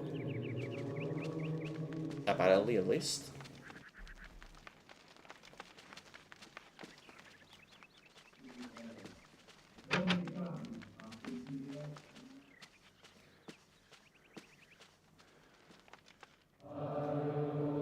A funeral casket made from unfinished wood. It is not properly sealed and could probably be opened. Should Anthony open the casket? Why not? What consequences could disturbing the dead possibly have? Oh my god, what is it? What happened? This devil's work. We should get out of here. That is definitely not injuries from falling from a tower. What we have feared the most. This poor man has been the victim of great evil. Look how his body has been defiled, as if something has burst out from inside him. Here, take this for your protection. And find the bishop. He must be informed of this horrible discovery. Thank you, sir. Scramasax. I will have to look up this weapon later, because I don't think I have ever heard of it. Other than the first time I played the game. 1 second before I forget.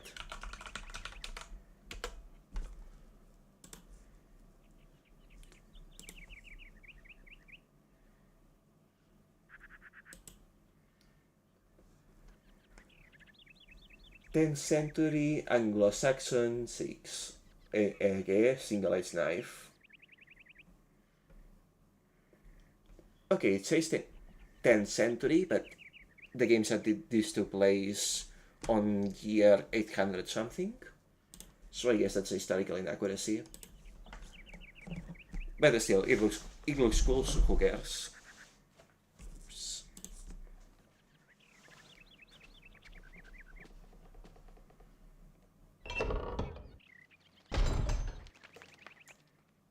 Yeah, that certainly is an injury. Not one that you will get from falling from a high height. Peering inside the casket, Anthony sees the body of a monk. His raiment is that of his order, stained with blood that has seeped from many grievous wounds. It is a truly disturbing sight.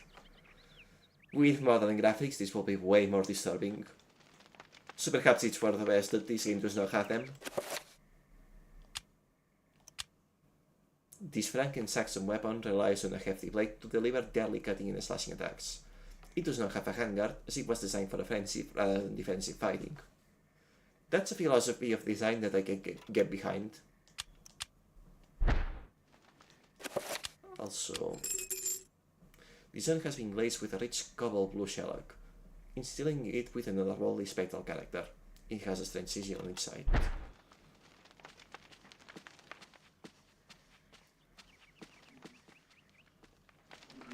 Surely we can ask the bishop to come out at this point, right? It appears not.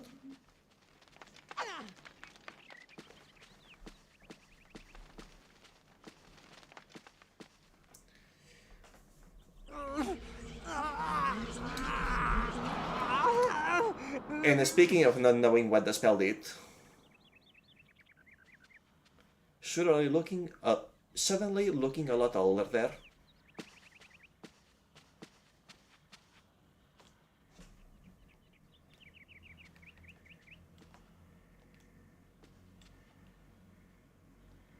A mysterious gold medallion rests upon the desk.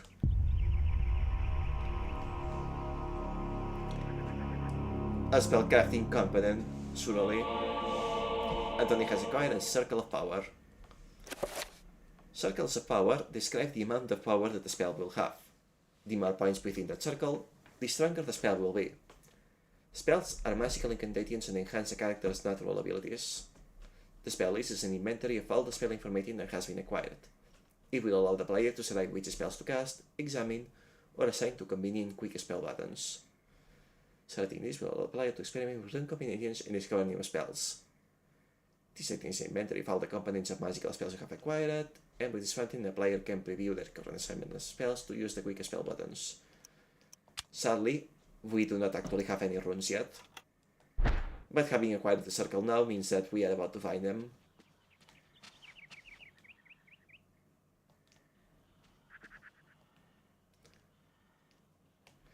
Amongst the tomes and the manuscripts, a book brings standing to itself. Oddly pristine on the dusty shelf, it doesn't quite belong. Shall I remove the book?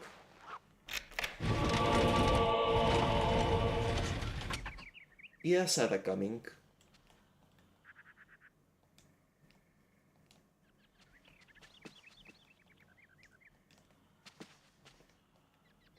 And I have noticed that his breath has been racked since the spell hit.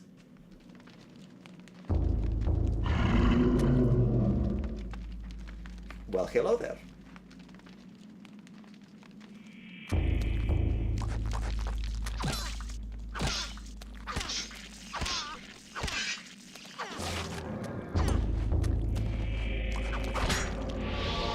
Anthony has found a magical rune.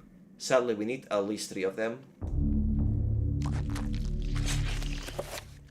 Runes are the key element in creating spells. By collecting and combining runes in different ways, different spells can be created.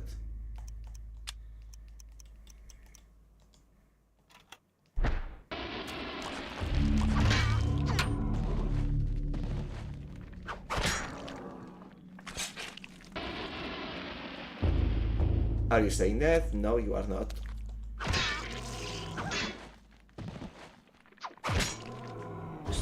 And on the note, managing to finish off an enemy before they actually get to see you means that they get a net sanity gain. Sanity loss is mostly happens when an enemy sees you and you don't get to finish off the corpse.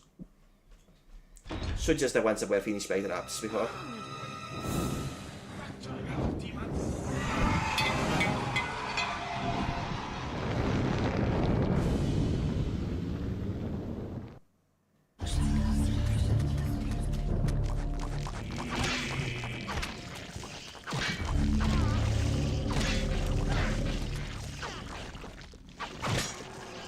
You guys leave that priest alone.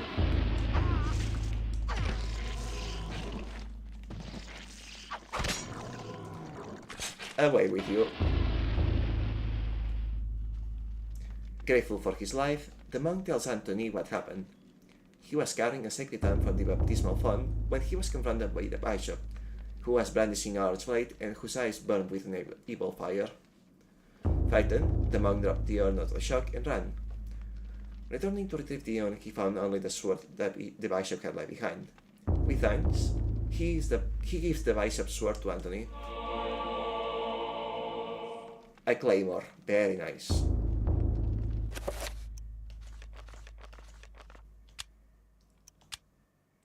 Heavy single-handed sword with two cutting edges. It is commonly known as a bastard sword, or hand-and-a-half sword for the length of the hilt, which can fit in one hand with the other for support. Big swords are better than the small swords. And we have a torch. Also, I note that he was not scared of how we look, so I guess we still look fairly human, if a bit crazed. The torch, or brand, is a common source of illuminating from ancient times. Although we are in ancient times, so I guess technically it is modern. The torch can be used to light Anthony's way or set fire to enemies. It's either that or a weapon, huh? The monk ambles around nervously, as if half expecting the demanding bishop to return at any moment. Understandable. This area is dark, and it is difficult to make out any detail, perhaps if Anthony had the light source. Understandable. Anthony has acquired a piece of the broken green urn. Mix. This function allows the player to combine two or more items from the inventory into one.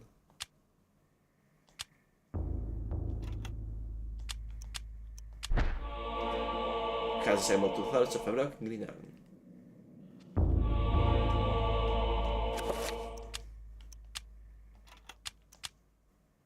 Two-thirds put together.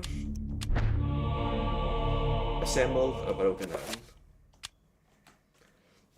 Fragments of a broken urn pieced together to form a crude wall. Deep cracks marry the structure and, while it is almost complete, it is far from watertight. Perhaps it can be repaired somehow. Somehow being the operative word here.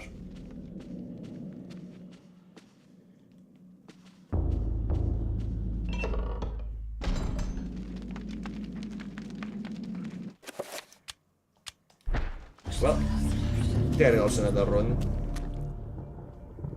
Carved stone tablet lies on the stone floor. Magical Codex. Runes cannot be understood without a codex. Without a codex, runes in your possession will remain a mystery.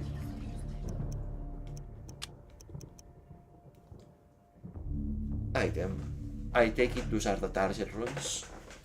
Then those must be the effect runes, and those will be the source runes.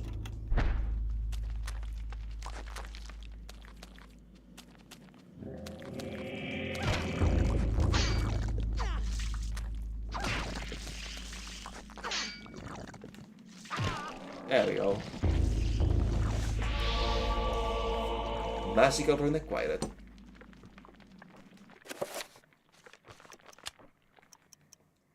Ah yes, an identified one.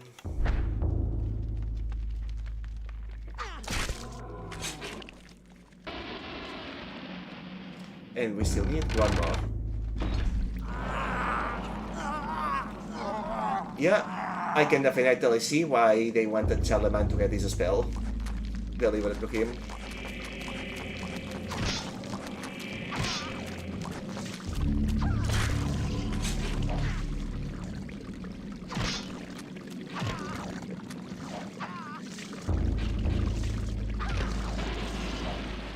Oh, we missed one.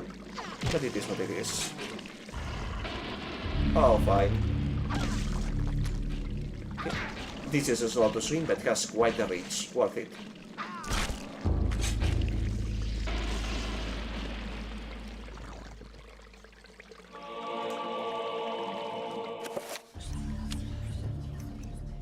Ulyaoth. I think that's the god of wisdom. Return sits beside the fountain. He'll return.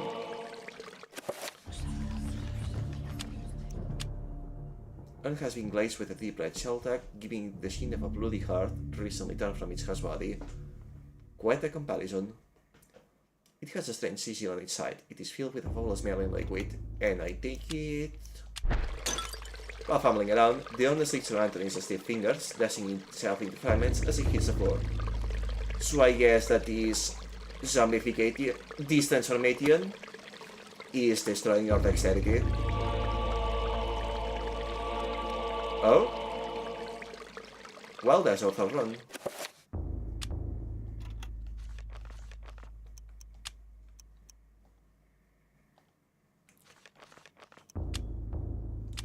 The power, alignment is off. Then we use...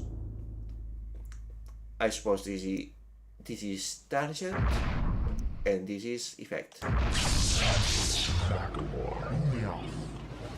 And because we don't have a codex for one of the runes, it just says spell 1 instead of saying what the spell does.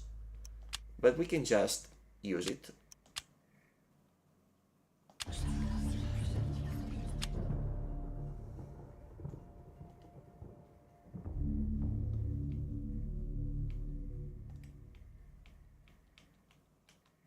Why can I not assign it to the pad?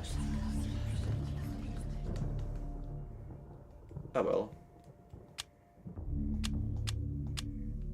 Ah, there we go.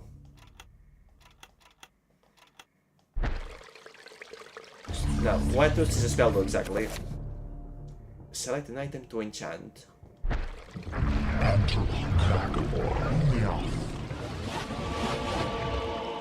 Well, a repair spell.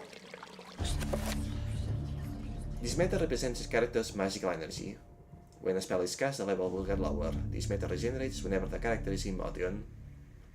Operative word in motion, so you cannot just camp it out. Yeah, this spell can be used to repair items and also to buff weapons. In fact,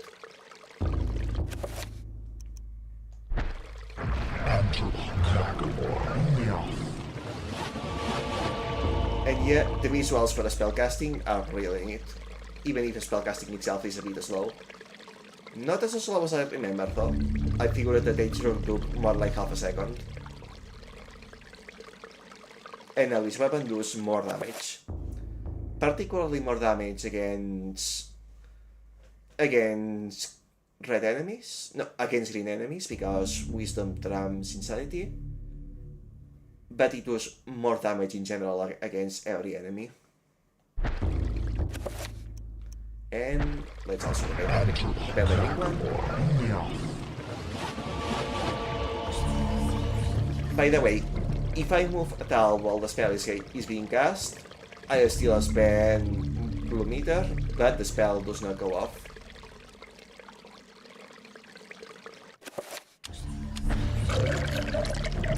Dunking down into the follow smelling fountain, it becomes filled to the brim with fine fluid. It is a lot heavier now and rife with fever.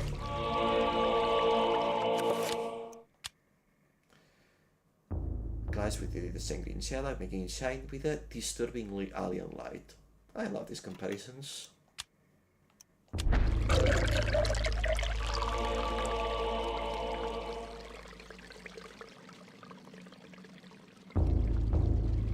Okay.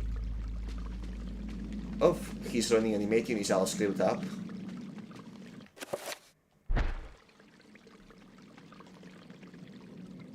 And a tapestry hangs on the wall. It is soiled from the dank atmosphere of the room and the corrupting about it.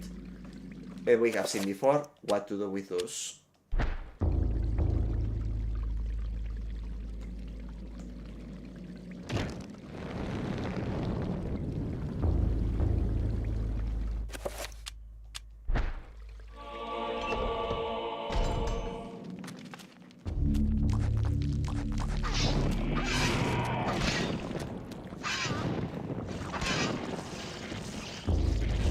to the Shadow Realm with you.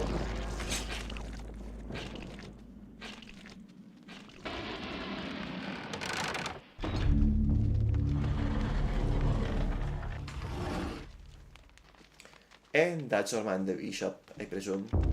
And seeing how he's walking, clearly he's not quite himself.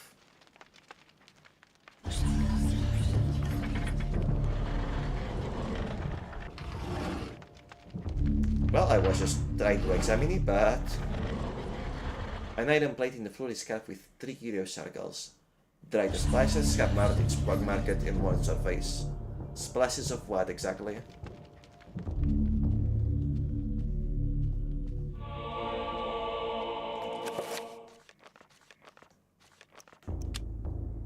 There's our other rune identified. Item and project. Yeah, that's the effect. Religious texts of an unspeakable nature, written in languages utterable only by monsters or corrupt humans. Amongst the books on the table, resonance in a scroll of what appears to be paper. Enchant item, spell scroll. This allows the player to cast spells that have been found or researched. Selecting this allows players to assign their must use spells to a button. This will enable the casting of spells without having to choose them from the book each time. Through this function, the player can examine the contents of each spell scroll that has been acquired. Turn the scroll illustrated with a geometric symbol is accompanied by a small note. The note reads, "That which is broken shall be fixed. That which is dull will be sharp. This is the nature of the enchanted item magic." This spell requires the Enterbook and Magormor runes. I will note, by the way, that the codexes are not all easy to find. I recall finishing my first playthrough with half of the codexes missing. Spells can be cast directly from this book select section or assigned to one of the 5 quick spell slots. Not gonna lie, remember that only having one quick spell slot, having 5 of them is going to be much more convenient. Pressing one of the quick spell buttons illustrated will assign the spell to that button, allowing the casting of spells without retracing those steps. Select the button to assign this quick spell to, as I already did before. Covered with arcane artifacts and text, this table reflects the unholy presence within the church, a sitting pit of iniquity and evil. So yeah, this church has definitely been compromised.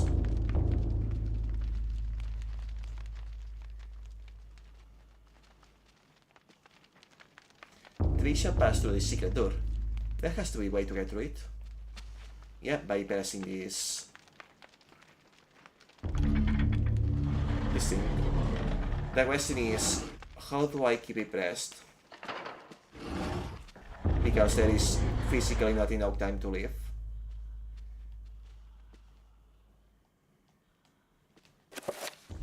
Do I have anything in my inventory that I could use to... Alright.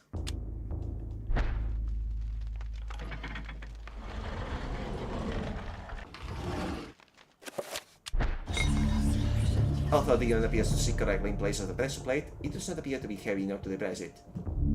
Not 1, but what about 3?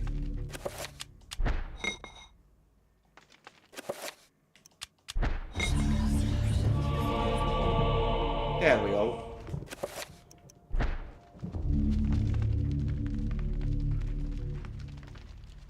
Cannot examine, that's alright.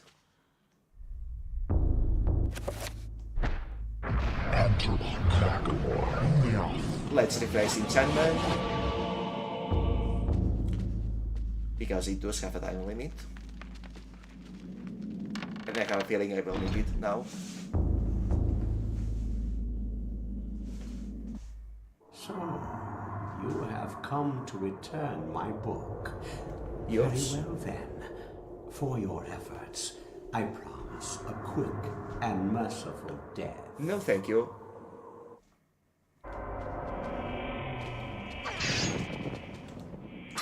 Oops.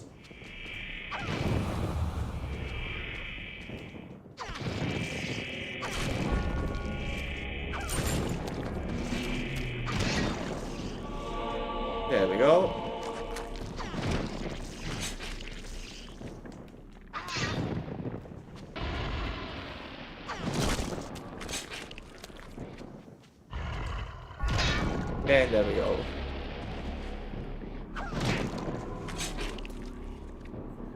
I think I will let my meter stay down on purpose next stream to lighten this one, just to show some effects. A shrine to a god that bespeaks of an ancient evil that gazed the earth before mankind walked its valleys. I wonder which of the four is it referring to. This is a gold gemming the crested bishop's key. Its form echoes the lightness of a bishop's scepter. This is the key to the bishop's room. So presumably all we have to do now to end the chapter is go back to the entrance of the church and use this key. At which point I will save and quit. Because it is close to end time. Well, no, it is end time, but I can extend a little.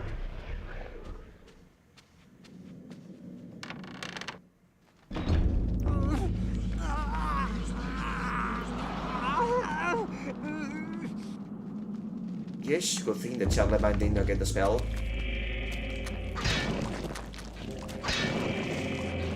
Thank you, camera.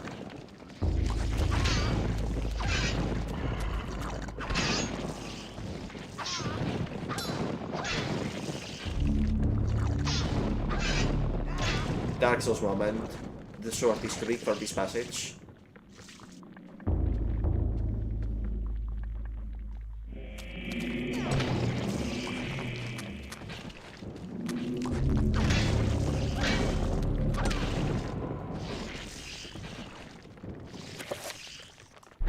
Okay. No need to finish them off.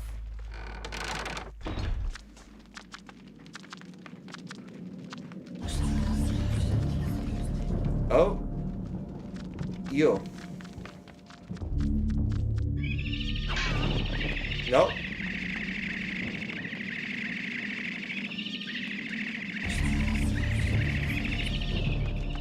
I cannot target it. Okay, so it's scripted.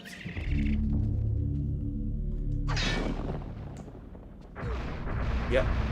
Unavoidable.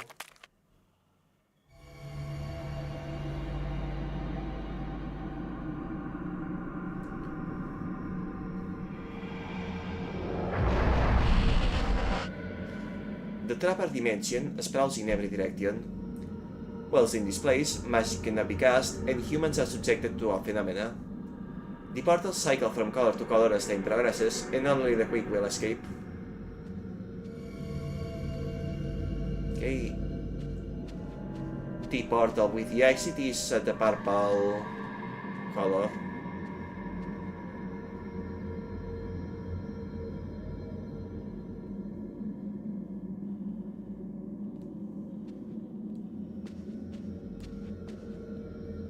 Change back to purple, please.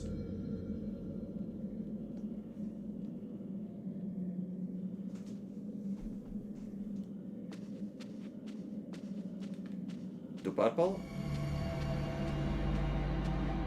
Nice.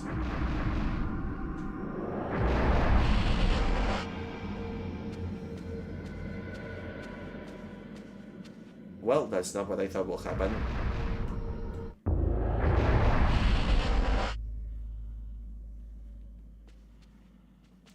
I suppose I forgot how those work actually. Oof, that scared me. Trappers have no eyes, but can sense sound very well. If Anthony can sneak past them, they won't be trouble. Yeah, you kind of need projectiles to deal with them properly.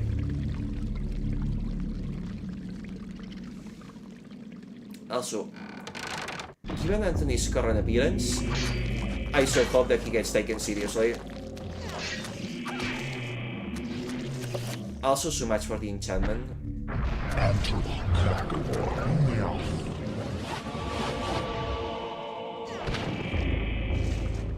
However, this is a powerful sword, and now that it's enchanted, I can one-hit those guys on the torso. Assuming the passage is wide enough to swing it at least.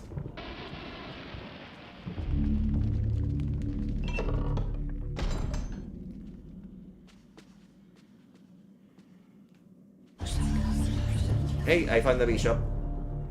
Demon Campbell's okay, so he's not reacting much. And the walls are bleeding. Yeah, that's one of the earliest hallucinations.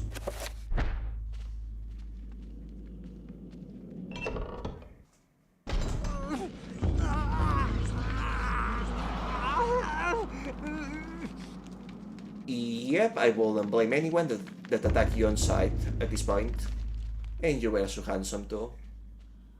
Oh, and he can barely walk. Yeah, he's definitely getting zombified.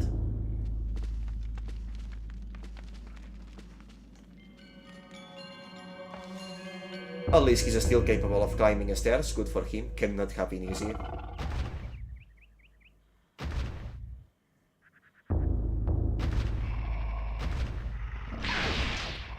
That's a big boy.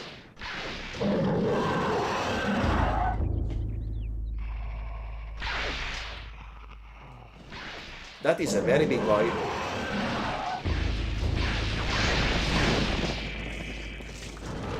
Oops.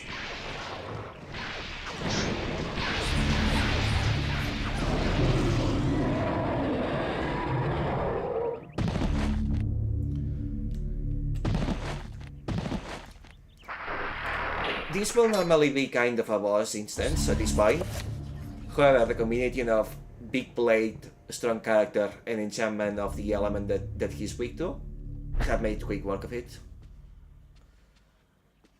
And also, if the camera seems a bit lopsided, that's another hallucinating effect.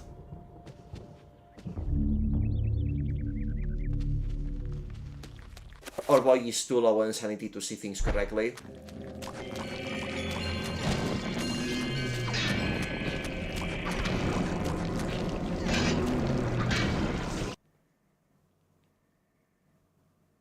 Oof. This one worked. That one worked so much better back in old TVs.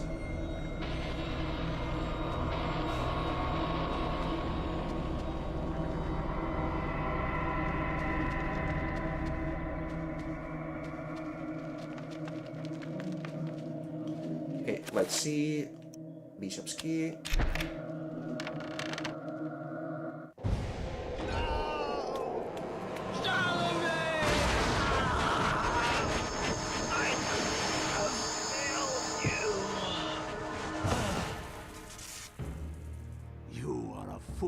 Trying to save him, Anthony.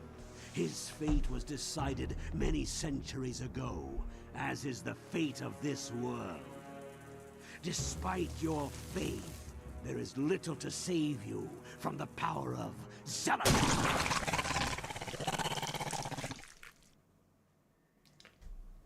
Not sure that being in this cult is very worth it.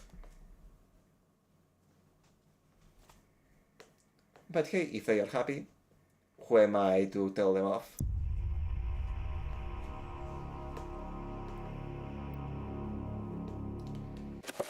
Okay, and it is 10 minutes past the time I will usually end the stream. And I can save. And we just finished a chapter. So I'll be calling it here for the night. Thank you very much for being here. Hope you had a good time. And hope you have a good rest until the next stream, which will be on... Today is Thursday, so on Saturday at the same time. Have a wonderful rest. Until then, bye!